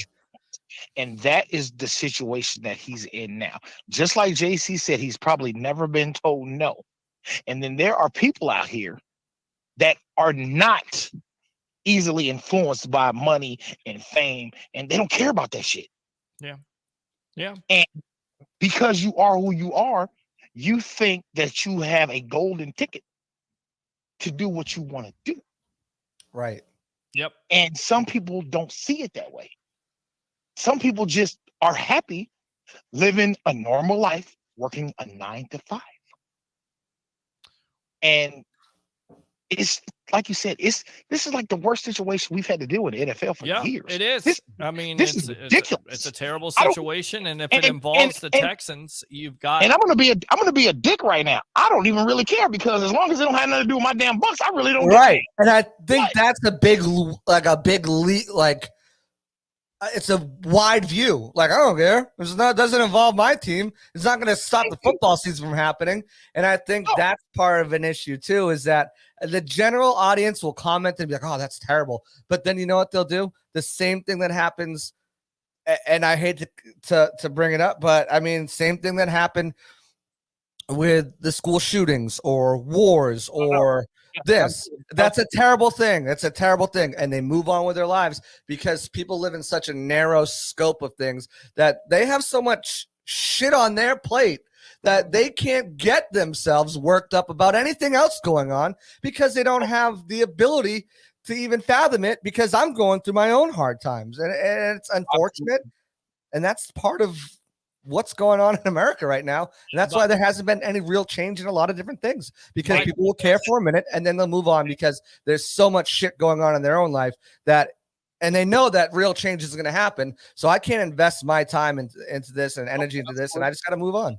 Yeah. And my thing is, look, if the NFL is taking a stand about players protecting the shield and they truly care about women out there who are football fans, they have to do right by those women. And they also have to do right by their words. And if you let this go with all these optics out there, and I get it, they're allegations, but this is a black eye for the National Football League. If you don't throw the book at him and the Houston Texans, then Roger Goodell should resign tomorrow. That's resign anyways. That was exactly my next comment. Okay. You got 4 hot seats. Okay. The Browns are the last people on the list. Sure. They really are. Sure. Because they took a chance. It was a hell of a chance. It was a hell of a chance. They knew. They took a chance. They knew some of it. They either knew some of it or they did a half-assed job investigating it. Correct. Roger Goodell is on the freaking hot seat. Yep. Period. Yep. Because whatever happens in this situation, If it does not go the way it's supposed to go, his ass is grass. Excuse my French, but his ass is grass. Yep. Deshaun Watson, number 2. His ass is grass. And the number 1 problem is the Houston Texans. Yep. They are literally going to be a freaking dumpster fire if this shit happens. Starting with the owner, too. Yes. Absolutely. Yes. The only guy who's coming out of this clean is Deshaun Watson's lawyer, because whether Watson loses 6 figures, whether he does, he's walking away a paid man. He's not. Well, he's walking away as a paid man, but Rusty Harden was a guy that came out and said, well, he won the criminal suit, civil suits or whatever. I mean, it is what it is. Civil suit loses. Well, actually, he's getting paid for it. Don't matter. But him saying, happy ending is not a crap. It's just so stupid on his part. Tell you what, Curtis. I'm gonna give you one thing. The last people that's licking their chops right now, though. Yes. Is Cincinnati, Baltimore, and Pittsburgh. They're all licking their chops right. Oh, it's a disaster because of the Browns, and I don't think Watson's gonna play. They're already having trouble with Baker Mayfield. You have Jacoby. Look at Jacoby Brissett. They signed Jacoby Brissett as insurance just in case. Good luck. No, you know what? But see, here's the thing, Pete, and I know you guys got to go. The Browns are a running team first. Well, that's true. They better run the ball. Jacoby can run. They're going to run the ball. We saw Jacoby run it last year against this Bucs team. Like they can run. Yeah, they can run. The quarterback can run. He needs to hit maybe 10, 15 good passes a game. He's got a big target to throw to, an Amari Cooper. Especially in that division, because guess what? We don't know what Mitch Trubisky is going to be, or that other kid. Yeah. Well, I agree. Lamar Jackson's not healthy completely, and Cincinnati. I know to throw to. Cincinnati, that offensive line, we got to see if it's going to stand up, because Joe Burrow can't take the same beating he took last year. I think the offensive line will be good. Really improved. I think Cincinnati could be the team to beat in that division. Good stuff, Curtis, as always. Use that second call if you like to here on the Evolution. All right. Hey, Pete. Yes. Pete, for you, this is why I love your show. Thanks, man. We can get on here. We can have conversations. We can agree. We can disagree, and we can just talk about what the hell is going on in the real world. Yes. Because this is a real world situation. Yes. Right. I mean, that's what the sports web is all about. Thanks a lot for the time, man. I appreciate you as always. Bro. Curtis right there from Newport Richie. We'll go out to the comments. We're going to extend this segment because we kind of taken away from JC until 10:30. If he'll have us, we'll get the other guys on. We'll have our turnbuckle talk here. We'll talk. Let's talk some Bucks before we jump into the comments, because I got to run soon. Absolutely. All right. So give me the latest here. You were out there the last 2 days for mandatory minicamp. Give me the latest with the Tampa Bay Buccaneers. This team's looking. Brady is right. He's right on par. Like, he hasn't skipped a beat. He's got this team. If you heard in the press conferences, there is a sense of urgency whenever Brady's out on the field. The competitiveness he brings. Just out today, he was out there and he was, let's go, guys. We don't got all day. Just rushing people to the line. So Brady's looked really good. On offense, Leonard Fournette showed up overweight. He said he's right around 240 right now. Played last year around 228, 230. So he's got a bit of some poundage to lose before training camp, but they've got about a month and a half anyway. So there's plenty of time. JC, I'll tell you what, we got a question here. Ed from Palm Harbor, welcome to the Evolution. You're on with yours truly, along with JC Allen of Pewter Report. Hey, I haven't seen hear a lot about the Tampa Bay Bandits, guys. There's another football team here. Well, not really. I mean, we're really not talking about the Bandits. Yeah, I mean, I haven't either. I've lost track of what's going on with them. I can't even tell you right now. 4-4 right now. 4-4. Yeah, not necessarily where they wanted to be, if you will, in the 8 games. But we're talking Tampa Bay Buccaneers. Ed, you got a question for JC? Do I? Yes. Yeah. Okay. What's your question? Is it a given that Tom Brady won't be here after this season? That's a good question. I don't think it's necessarily a given, but He's got so many opportunities waiting for him after this. He's built such a diverse portfolio between the Brady brand, Autograph, FTX, TB12, his production company that he shares with Michael Strahan, his own. He's got his own production company as well. And then obviously that big deal waiting for him at Fox whenever he does step away. If they win a Super Bowl, without a shadow of a doubt, Brady walks away on top. If they suffer a tough loss that Brady, and he's putting up MVP numbers again, you heard it today on Twitter. He wants to wear those creamsicles pretty bad. They're not going to happen this year. So could I potentially see it? Yes. The contract is going to be very interesting because there's been a lot of dead money pushed to next year. They have a lot of dead money wrapped up next year. I know the cap will jump up and they'll be able to manipulate it in some sort of ways. I don't think it's necessarily a lock that he's done after one, but I would probably lean more to 70-30. And I'd probably lean more like 95-5 if they do win a Super Bowl, but it'll definitely be interesting. Like I said, at training camp, he's been on fire already. Has had 2 interceptions. But other than that, I mean, part of those interceptions were just on the wide receivers a little bit too. Today's against Tyler Johnson, just didn't separate enough and let Jamel Dean really kind of use his closing speed to get in there and didn't really box out for the ball and a tough catch over the middle. But I think that the competitive drive is always going to be there. And if you listen to the guys in their press conferences, Mike Evans was the first person that I've heard say, I thought he was done. He's accomplished more than anything. He's the greatest of all time. I thought that he was ready to walk away. Everybody else said, I knew he was coming back.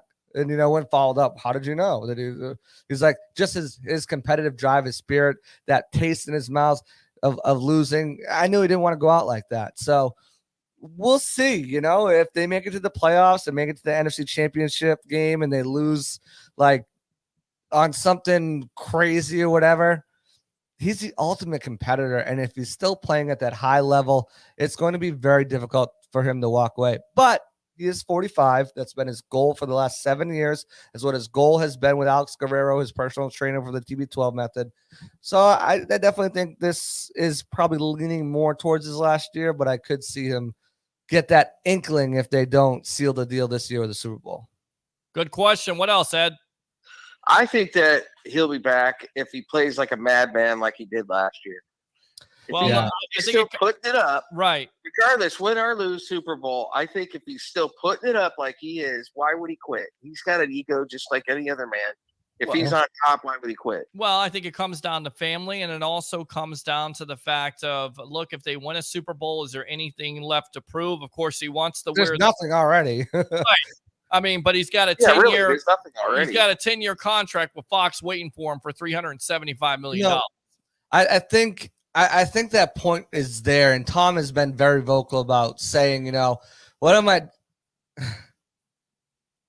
I can see him being at Fox right next year for whatever he walks away, being at Fox and calling the first couple of games of the year and be like, God, these guys suck. I'm still better than them. I'm still better than these guys. What am I doing sitting up here in a suit and tie and going back to the game? It's just the way he is. He's so competitive. And if he is still playing at a high level, he said multiple times before, what am I going to do if I'm still playing at a high level, knowing that I can play better than these quarterbacks? How am I going to walk away from that? How am I going to, step away from something when I'm still good? And we've talked about it, Peter. What's Brady's fall off? Ryan Tannehill, who led the Titans to the #1 seed last year. Like, what's his fall off? It's not going to be dramatic. Max Kellerman falling off a cliff, can't throw a ball 5 yards, Peyton Manning, Drew Brees. It's going to be a gradual fall off because the way he takes care of his body. The guy retired for 40 days, was on vacation, did whatever he did, still training his ass off because he comes into OTAs and minicamp, phase 2, and then the minicamp, and he's slinging the ball around with the same velocity he had, the same urgency, the same intensity, and it's flip a coin. Who knows what Tom's going to do because he is playing at an MVP level, and if that carries over, and even if they win a Super Bowl and he's still playing at MVP level, who knows? Yeah, I mean, people say he wants to be out of here, but again, this is a great situation where this organization has They're rolled set up for the next 3 years. Right. I mean, you still have the weapons. You still have Mike Evans. There is some concern at this point with Chris Godwin coming back 100%. I mean, that's my biggest concern. And then He's locked up. Right. Russell Gage. Locked up. Right. So, I mean. Leonard Fournette, locked up. Ryan Jensen, locked up. Right. Wirfs, Shaq. All of them are locked up at least through next year. So if he wants to come back another year, he's got all of his pieces on offense and most of his pieces on defense as well. You might have to replace Jamel Dean or Sean Murphy Bunting. But other than that, those guys are all locked up, and you've gotten younger through the draft. I mean, Levante David's probably the biggest piece on defense right now that has 1 year remaining on his deal. Yeah, there you go. All right, Ed, thanks a lot for the call, man. Use that second call if you like to. All right, my friend? All right. Appreciate you. Good stuff there. Let me go ahead and give him the Ric Flair. I want to read this comment really quick, and then we'll get you out of here. Thanks a lot for your time, as always. Looks hot. Yes, that is your wife. That is Miss. Oh, that's why. That's why she's so pretty. I like you. Allegations. It's pretty right there on the screen too. There you go. Yeah, allegations is the key word. If there is any validity, those are going to be some pretty expensive massages after a 6-figure lawsuit. Good. I like. I like. High five. High five. There you How go. much? How much? Well, Mama San. All right, my friend. Give me some other things. There's some tidbits, and then we'll get you out of here on that.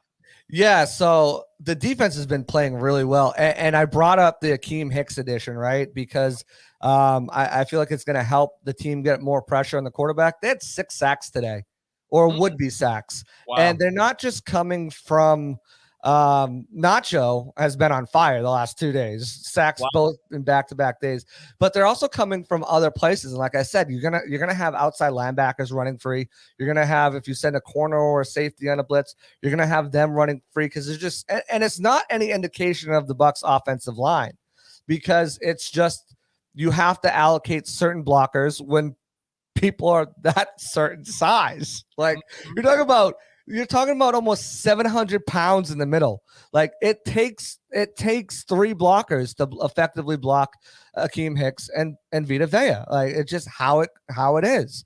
Crazy. So it allows for other opportunities, and some of those opportunities came from Elijah Ponder. Some of them came from 7th round pick Andre Anthony, and a guy who's been having a heck of a camp. And this is stretched to OTAs, where he's probably the MVP on defense through OTAs. Is D. Delaney, who had another would-be sack. He did get mossed a little bit. I mean, he's 5'11". He had a 6'3" receiver go on him in high point. And when I say high point, he did the YMCA to catch the ball above D. Delaney. He had to contort his body kind of while running the route. So, I mean, it was great coverage by D. Delaney. Probably could have been a step closer, but it was still going to be very difficult for him to challenge that catch. And yesterday, he had a extremely well job covering Mike Evans, who is another big guy. And it took Mike doing some crazy contortion circus move to come down with the ball. But they've also had multiple turnovers.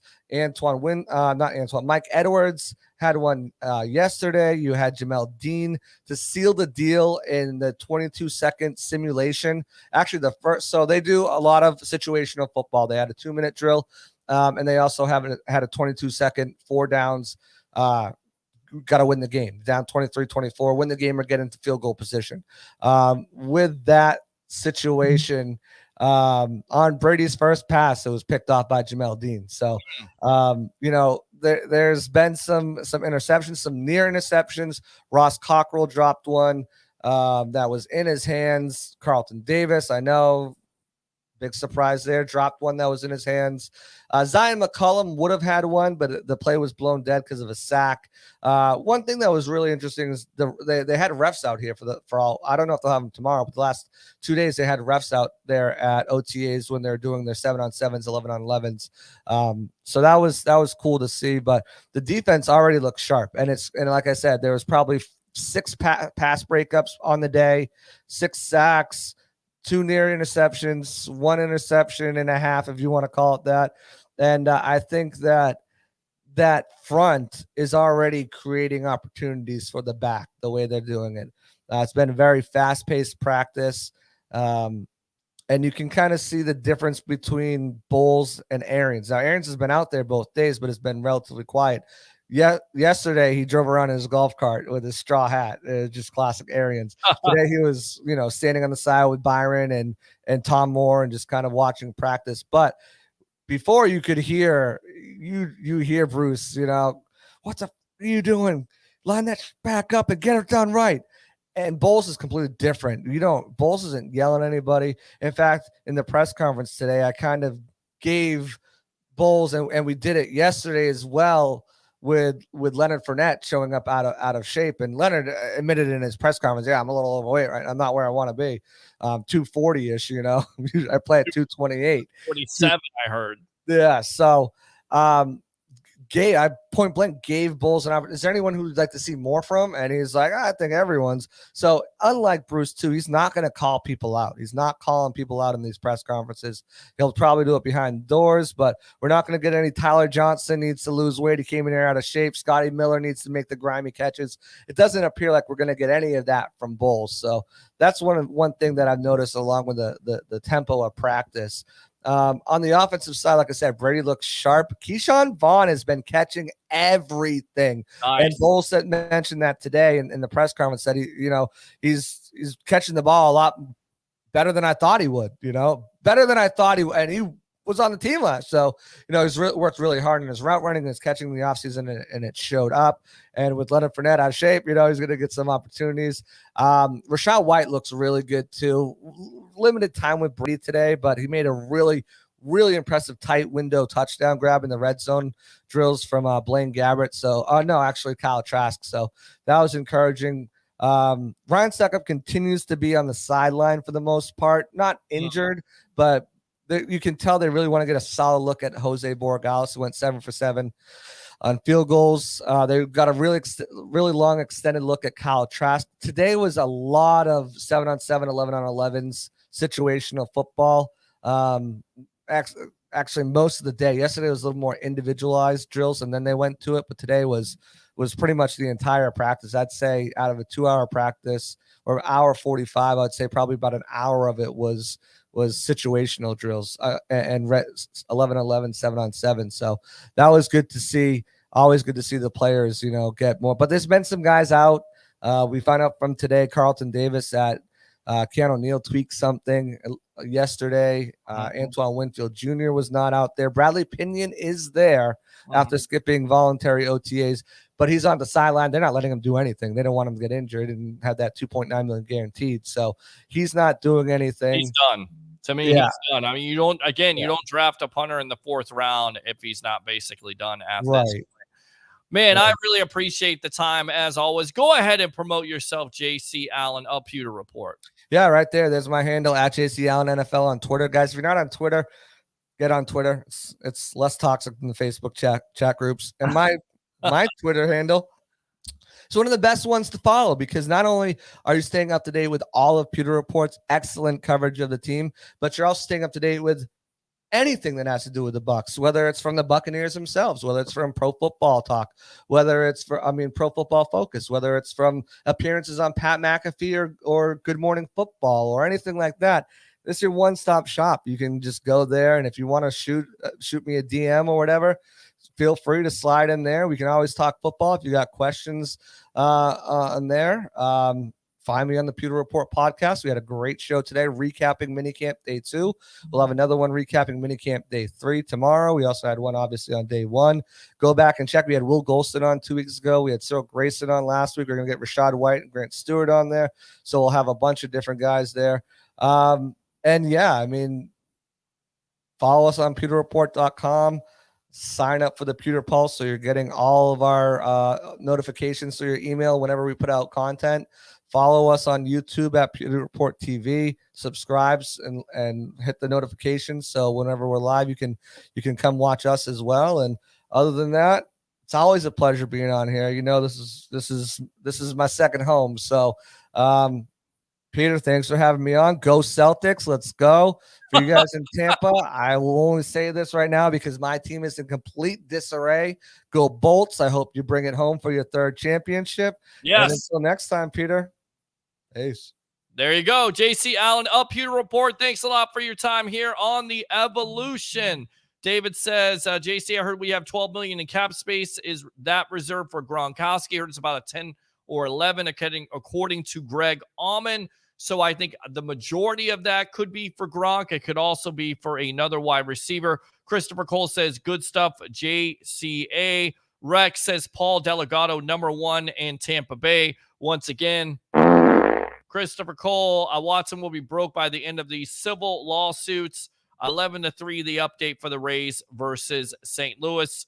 And Leonard Fat Nets. Okay, I get it. All right, let's go ahead and get these guys on here. They've been patiently waiting. I really appreciate it. Let's go out to the madman himself, Mr. Mark Mancini of Mancini Media, XM Sirius Radio. Let's go out to the bodyguard of the Berg, Mr. Ralph Williams right there. And let's go out to our newcomer of this gang. Let's go out to Scott Morgonroth, who, by the way, does have some background there. So let me go ahead and get out of here really quick, see if you can fix that. Let me see if that will help. Maybe come in and come out, because we're getting that background and I can't deal with that. Scott, let me see if I can get it. Background there. So Scott, go ahead and try to fix that. But Mark, it's been a long time, my friend. Welcome to the Evolution. Well, this is the show that's sweeping the country.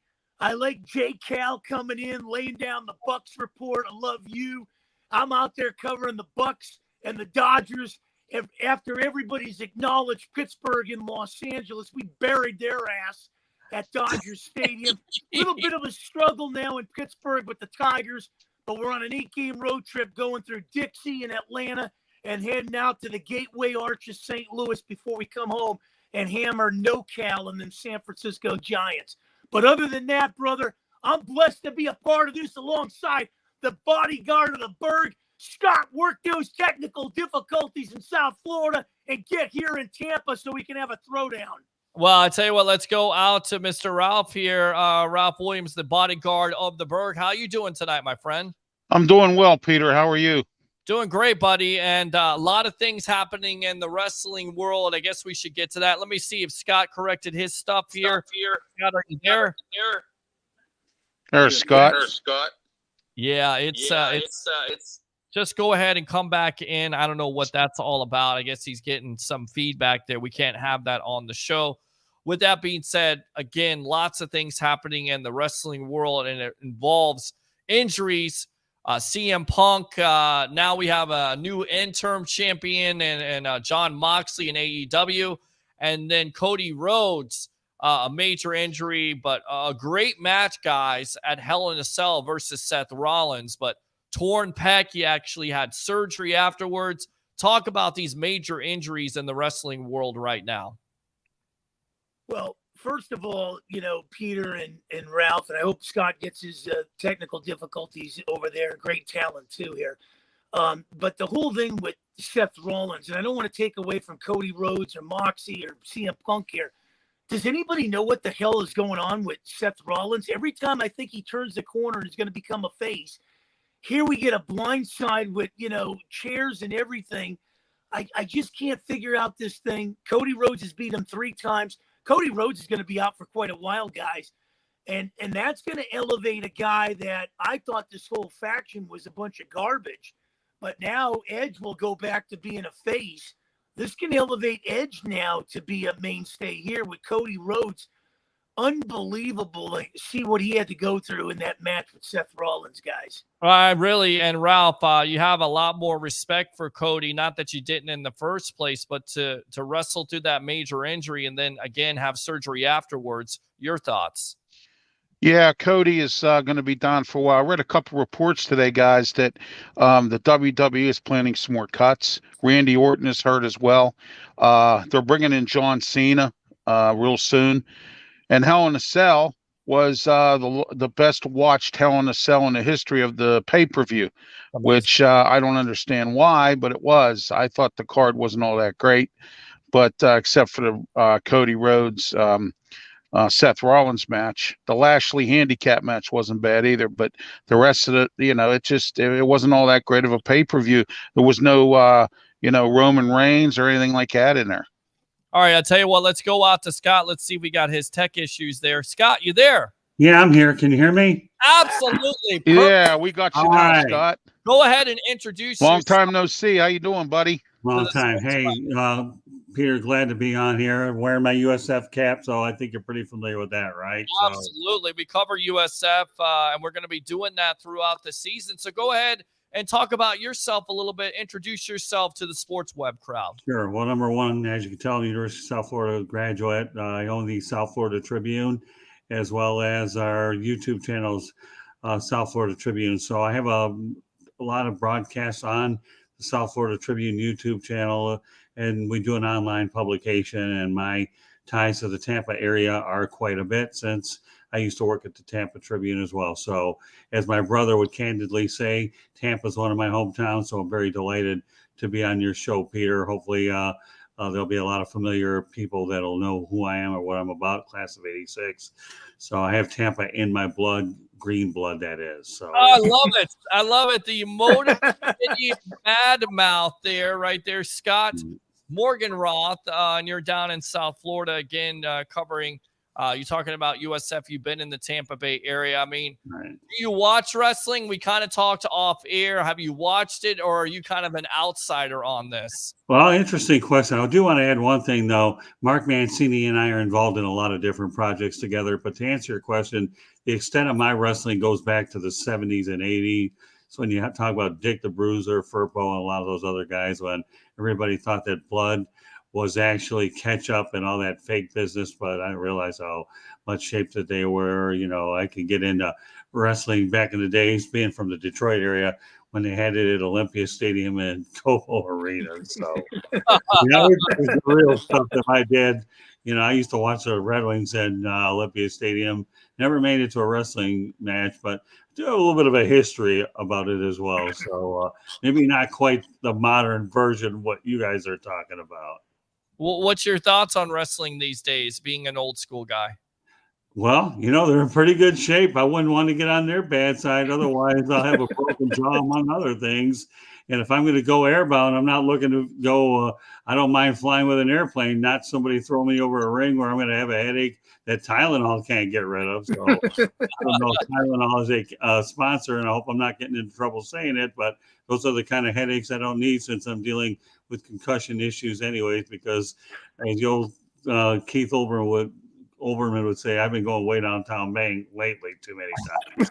All right. Well, let's go out to the comments really quick. Let's go out to Juana. Hi, everyone. Thank you very much for tuning in. Christopher Thanks, Juana.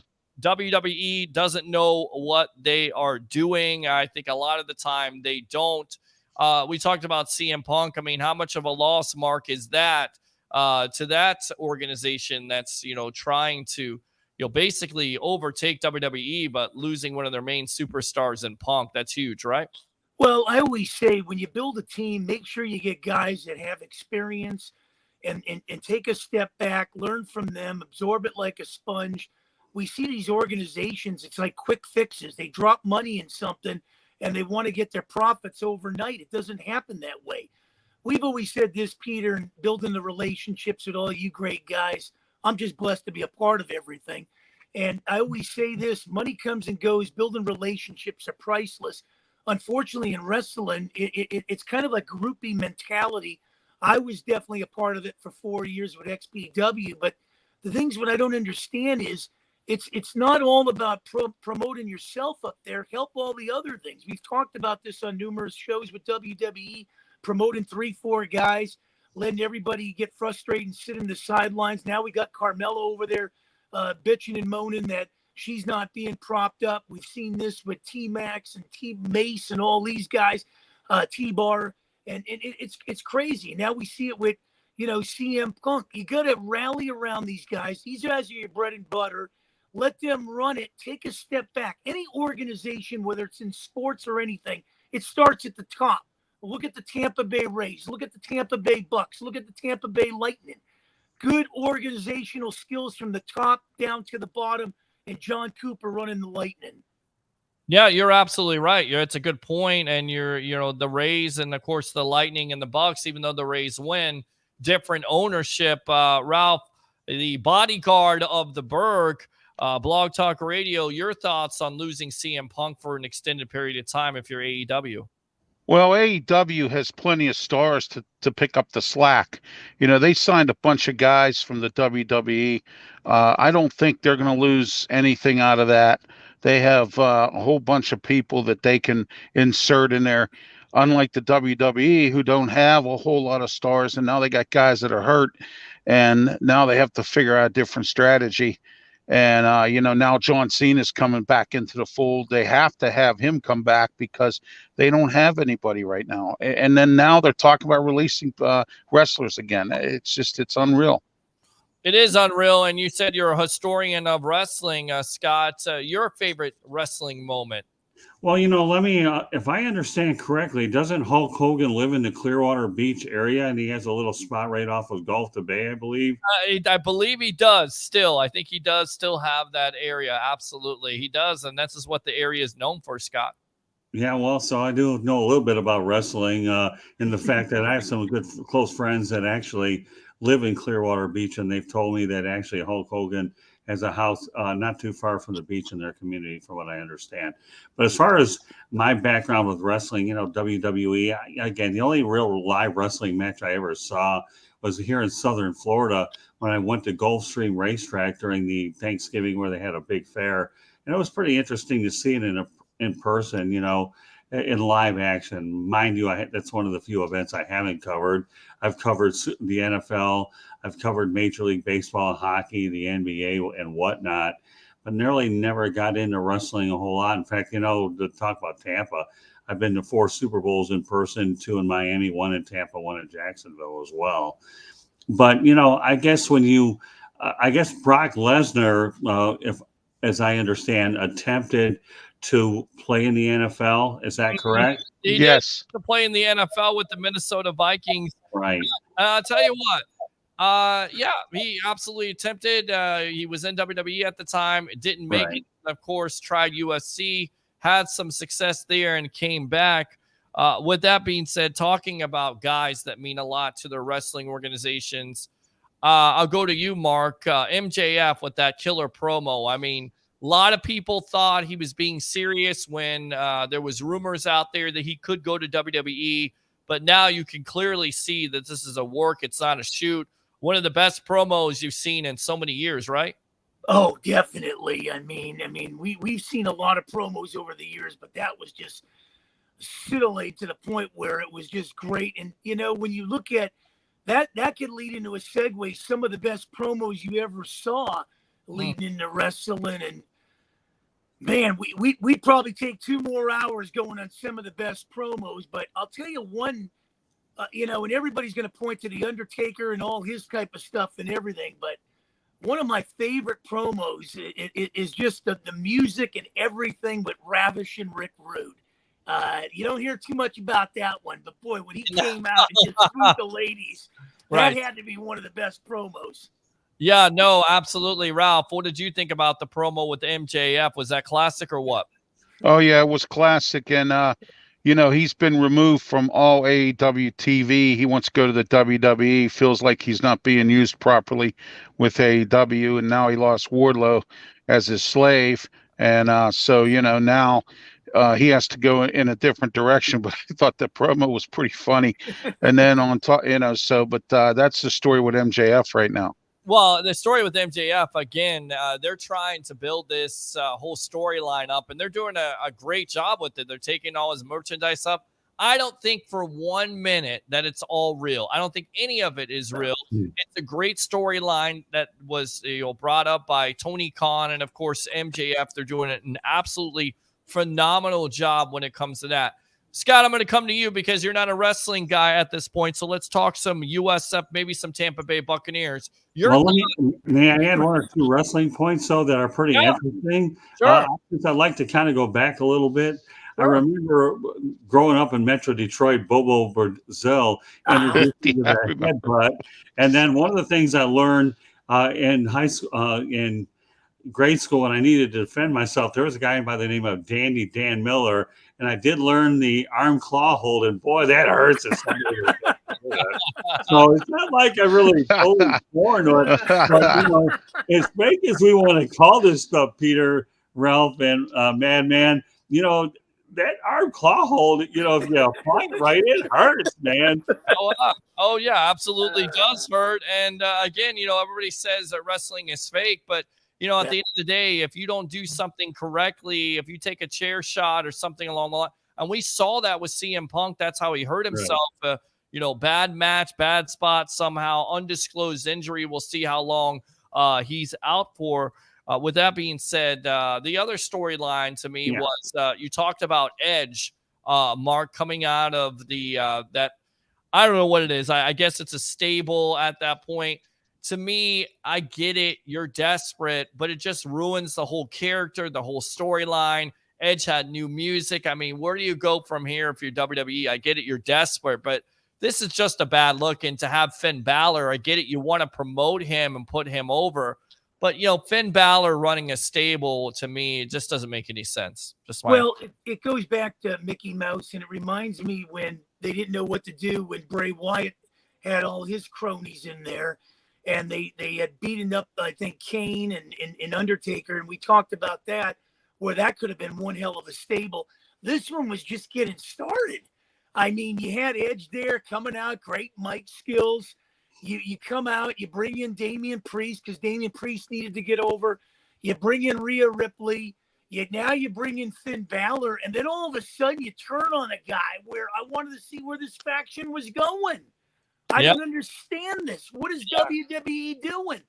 Every time they have a chance to be given an opportunity to take it and run with it, they seem to stall the car in the middle of the freeway somewhere. Come on, guys, get your act together. I would have loved to seen Balor in that stable with Edge, because I think Edge would have got him over, and I think Balor is one of the most underused talents in WWE. Your thoughts, Ralph, on the switch from Edge, basically the double turn on Edge with Finn Balor taking over, which, by the way, Edge pinned him at Hell in the Cell, and then Finn Balor is welcomed into the group, and then he takes over. I think you could have extended this a couple more weeks, right? Yeah, I don't know. WWE is real confused right now. I think, they're so confused, like turtles marching up a hill for peanut butter. They just simply, I agree with Mark. They have no idea what they're doing in Edge now. Well, Edge, I read a report today that Edge is taking some time off once again. He's going to be gone for an extended period. And I think his contract was running out too. That was another reason they did what they did. So you won't see Edge for a little while. And I know, again, you don't watch wrestling here, Scott. So with that being said, I got to ask you, being a USF fan, do you like the direction that football team is going in this year? Yeah, I really do. You got to give Jeff Scott a little time to bring in his people. You really do. And like anything else, I love the fact that he's from Clemson University. He's worked under Dabo Sweeney, And, let's face the reality. Willie Taggart did a good job building the program. Unfortunately, Strong, I think, is it Charlie Strong? Things went downhill. So it takes a little while just to bring in your own players, the style of offense that you want to implement. I know you had Glenn Spencer there, who actually was from, he coached here at FAU. But can I also mention some about the USF program that I've always wanted to do? Sure. And that's this. I did cover a homecoming game many years ago. And I've always thought, and I really feel bad that Jim Levitt, to me, did a great job. And I hated to see him go. I mean, here's a guy that takes a program from scratch, builds it from the ground up. And again, I don't know the seriousness of what took place. I know that they gave him money to go away. But to me, Jim Levitt, to me, I'm just surprised he never got another head coaching job. I really am. Well, that to me just blows me away. But I think Jeff Scott will be all right this time. Yeah, I think I love Jeff Scott and the energy that's going on. Of course, they got the Baylor quarterback who transferred there, so a lot of high expectations for that program going forward. And once again, we'll have it covered here on Amped Up Sports with the Jim Levitt stuff. We actually had him on the over-under on Friday nights with Harry, the Greek professional handicapper extraordinaire of 1252 Sports, and he was talking about it. And the guy can still coach in this league. I'm surprised he didn't get a head coaching gig either. But, maybe he just likes to be a defensive coordinator or once again a linebackers coach like he's been in the National Football League. With that being said, yeah, go ahead. Yeah, let me add something to this. When I had the opportunity to cover a homecoming game, and I talked to him right after the field, and I asked him, at that time was representing the Detroit Monitor, Peter, and I said, I'm giving you free publicity, man. Nobody in Detroit's really going to matter, but I'm going to get you guys some publicity back in the Midwest. And I was hoping at that time Michigan and USF would play because obviously, I'm a USF bull no matter what from now until the end of time. But it would have been neat to see USF and Michigan because obviously to see the amount of money that they would make as a relatively new program play in front of 100,000 people would be phenomenal. So didn't mean to touch off or interrupt you, but to me, Jim Leavitt to me, but I do have confidence in Jeff Scott in the direction. And like, as you alluded to with the transfer and you know what, Pete, I'm on the USF, the South Florida Tribune's on their media distribution list. So they do a good job getting me material so I can keep tabs on what's going on back there and hopefully get up there at some point. So absolutely good stuff there. All right, let's go back to Mark here, the madman himself from Sirius XM Radio, former XPW announcer, Mr. Mark Mancini, of course, Ralph Williams, Blog Talk Radio, the bodyguard of the Berg, and of course we got Scott Morgonroth, the Motor City Mad Mouth here on the Evolution. It's the web. I'm Peter Blake, giving you something to think about. Anything else here, Mark, that you like to cover when it comes to wrestling or national perspective for that matter? Well, on a national perspective, to get outside the wrestling for a moment, I thought it was really interesting with J.J. Redick and Stephen A. Smith going toe-to-toe there on, the disagreement of, the basketball players from the 80s and 90s. J.J. Redick took exception to everybody compares the guys of today as not being as good as those guys, and the guys that today complain too much. I gotta tell you, the NBA has changed since when I watched it, going into the 70s, 80s, and 90s. And, other than the Golden State Warriors doing what they're doing these last few years, it'd be hard pressed to bring some of these teams into the mix. Today's guys that be compared to some of those Chicago Bulls, Los Angeles Lakers, 76ers teams, wouldn't you say? I absolutely would say that. And I always feel like, look, I get it. The basketball players, Ralph, are more athletic and to some terms can be a little bit more gifted, but I still think the prime time of the NBA was in the 90s, 80s. And for JJ Redick to say they're just plumbers or firemen. And your thoughts on those comments? Well, I don't really follow the NBA much anymore, Peter. I quit doing it. I quit following it when Michael Jordan got out of it. Shaquille O'Neal and guys like that. Larry Bird and all them. Back in the day, I stopped watching it. I like college basketball, but I don't really get into the NBA. But for him to make that comment, that's wrong. These guys put a lot into the game back in the day. They were very good players. They performed well, and they worked out well, and for way less money than what the players are getting now. Good stuff. And you want to comment on this, Scott? No question about it, Peter. I covered the Bad Boys in the 80s. And of course, so why wouldn't I? I got a plaque actually in my house. And the guy that gave it to me is a guy you should be very familiar with. You ever heard of Bill Wickett? I absolutely have heard of Bill Wickett. Absolutely, yes. Yeah, I worked with Bill Wickett during the Pistons days. And he one time brought me up to his office because I used to cover the Bad Boys and the Pistons all the time. Great time of basketball. And he said, "Here, I want you to have this, and thank you very much for what you've done." What a nice guy. Let's go ahead and stay on that, Scott. Do you Sure. feel like a guy like LeBron James, who basically has muscled his way? To me, he's a big bully of the NBA. Could those teams with LeBron James compete against the Bad Boys with the Detroit?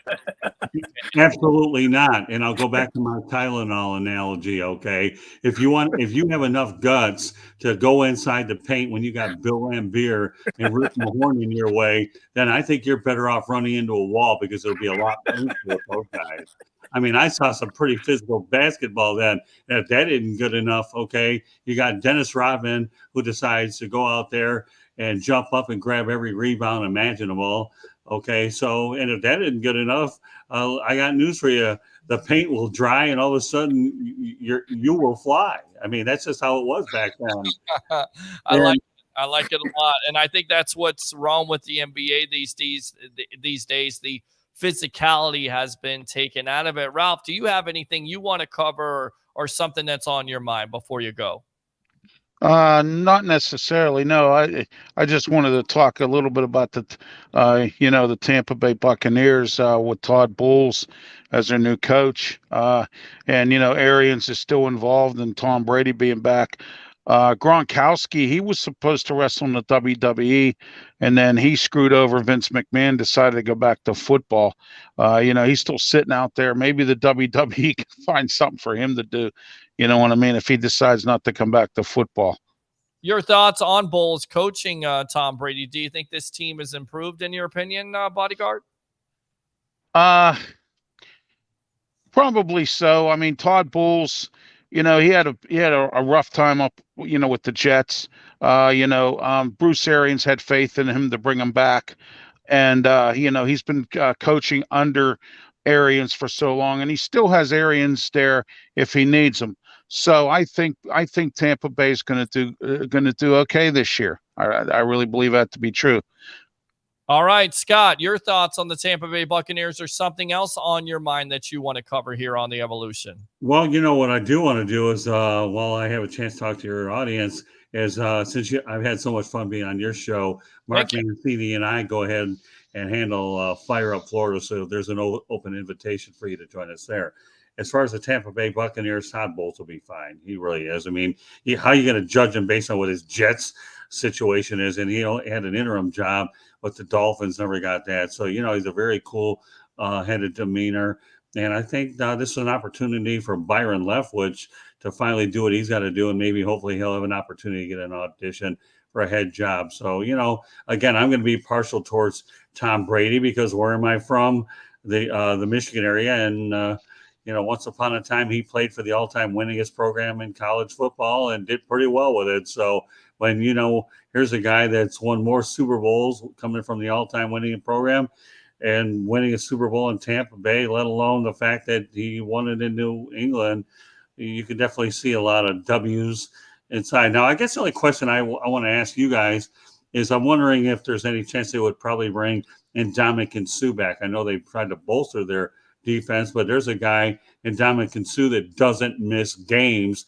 And, I don't know whether his skill level is what it used to be, but he doesn't miss games. And, when he was playing for the Lions a long time ago, yeah, he got more fines because they called him a dirty player.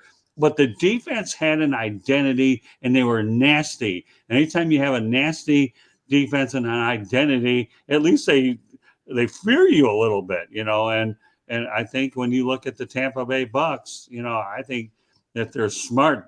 Get Ndamukong Suh back. Really, you need to do that. Well, I'll go ahead and answer that question because I cover this team. It seems like on a daily basis, if not a weekly basis or monthly basis. But look, I don't think Suh is going to be back unless they're going to have the money for him. I think they moved on at this juncture. He's 35 years old. No telling if he even wants to play in the NFL.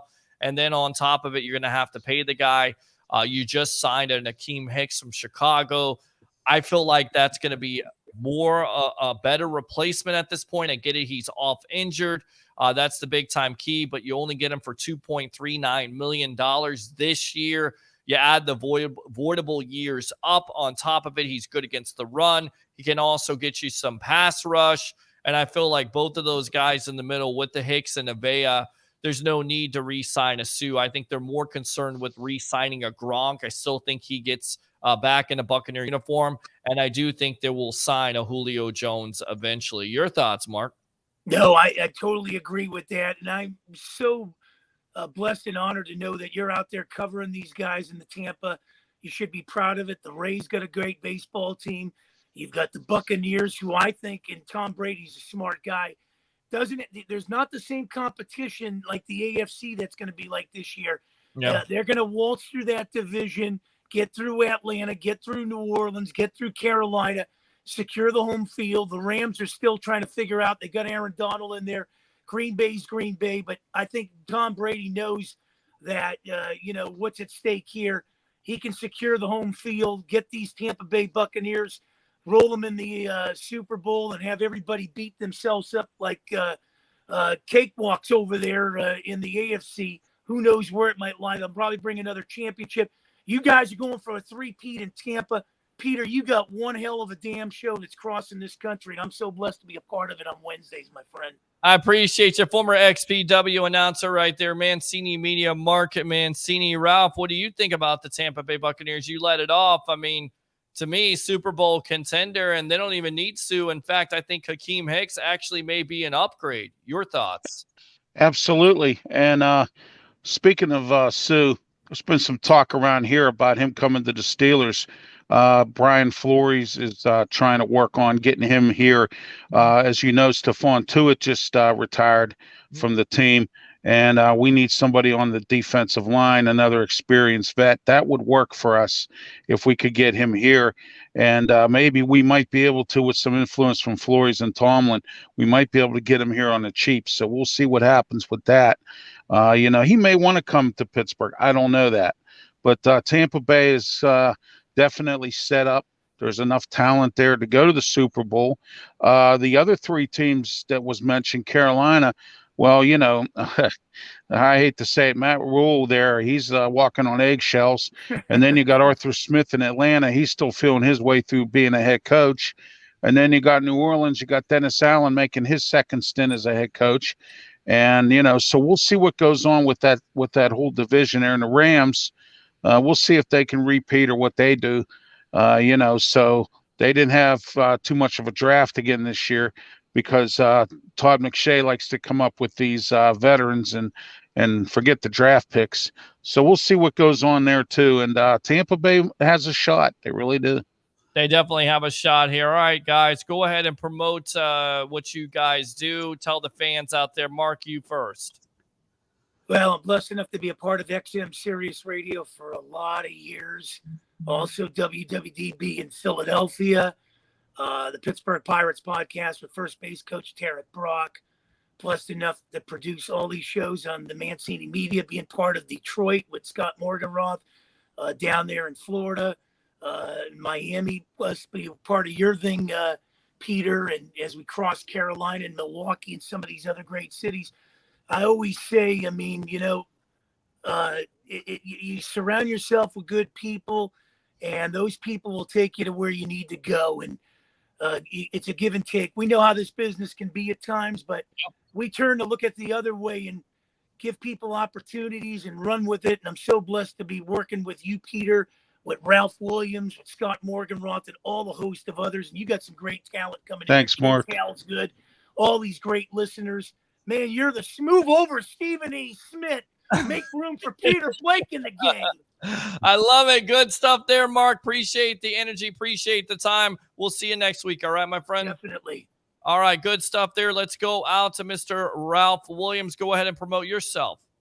I have two shows on both YouTube and Facebook. One's called Sports Corner, Tuesday nights, 8 p.m., and Monday night at 7 p.m., The Way I See It. Also, Mark and I do a show on Blog Talk Radio on Thursdays. This week we're talking wrestling. Next week it'll be sports. And it's, on Blog Talk Radio, 347-205-9631. And on PCTV Channel 21, Comcast 47, Verizon here in Pittsburgh. I have a TV show, also Sports Corner, and I have a co-host, Smoking Jim Frazier. We're on every Saturday at 5 p.m. All right, good stuff, Ralph. Thanks a lot for the time, as always. Thank you. See you next week. Right, good stuff. Let's go out to Scott here. Go ahead and promote yourself here on The Evolution. All right, thank you very much, Peter. For Twitter handles at Tribune South. The website's www.southfloridatribune.com. We're an online publication. Our YouTube channel is South Florida Tribune. We have numerous shows, including the Fire Up series, which has now grown to Fire Up Michigan, Fire Up Florida, Fire Up Wisconsin, as well as the Sports Exchange, Inside the Pigskin, 108 Stitches, Baseball Talk, among others. So, we have a very aggressive broadcast division, which is growing. And obviously, with the shows that we're definitely doing now, we're going to continue to add more along the way. So we have No Limits, which is non-sports related, South Florida Tribune podcast, and the beat goes on. But if you want to find all of our shows, the easiest way to do is www.southfloridatribune.com or subscribe to our South Florida Tribune YouTube channel. You'll be able to find everything you're looking for as well. So, Peter, I got to tell you, I really enjoyed being on here. Hope I get the opportunity to come back on here. And I'll leave you on one note that I think is really important to the Tampa Bay area. Build another stadium in Hillsborough and Major League Baseball will be fine. It really will. I do believe that that's a great market, and you have an excellent ball club with the Rays. I didn't have a chance to mention that earlier, but I just thought, you know what? Quit picking on the Tampa Bay area. You support the Buccaneers well. You support the Lightning. Just put the Rays in a good spot. They'll be okay because they have a great organization. They know how to. They've done a masterful job there. They'll be okay, Scott, if they get an owner who will come halfway and pay half for that stadium. That's the way it goes these days.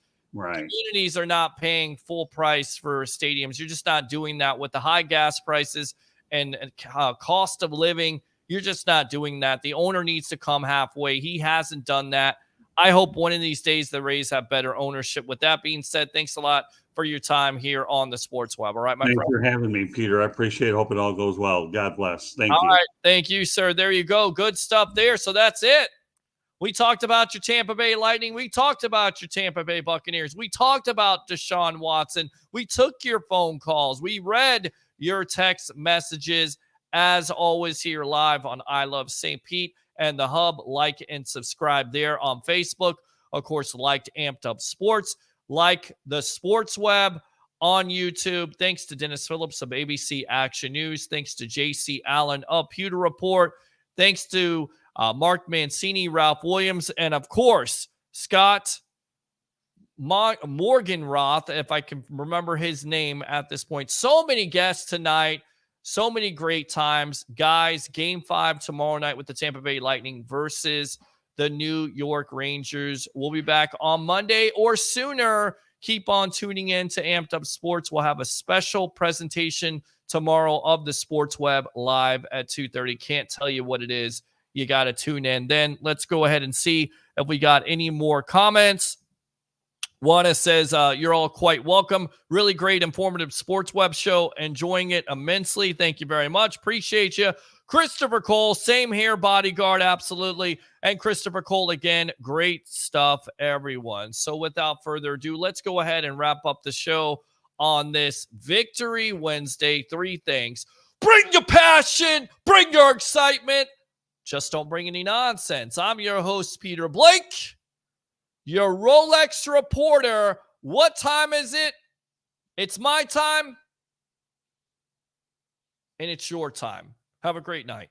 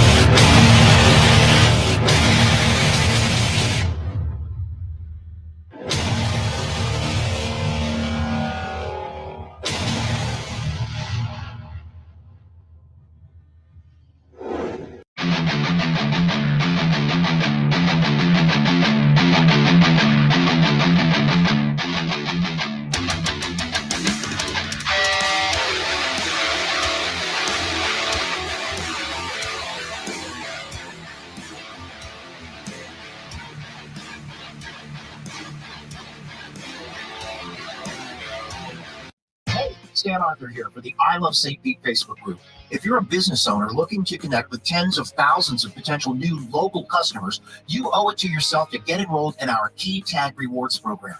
Since 2019, we've signed up more than 200 local merchants. Sponsor opportunities are available too, such as our group banner ad and even your own custom key tags. Just go to stpetekeytag.com, get enrolled, and get ready to get busy.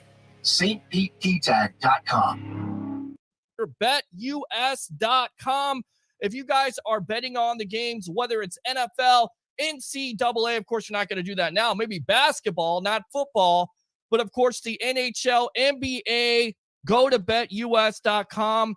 you get a 125% sign-up bonus. And also, if you use this code right here, the promo code of TSW22, which, by the way, stands for the sports web, TSW22, or call that number 1-800-69-BET-US. Again, 1-800-69-BET-US, and put in that promo code TSW22, and I would really appreciate that. I've had 27 beers spilled on me.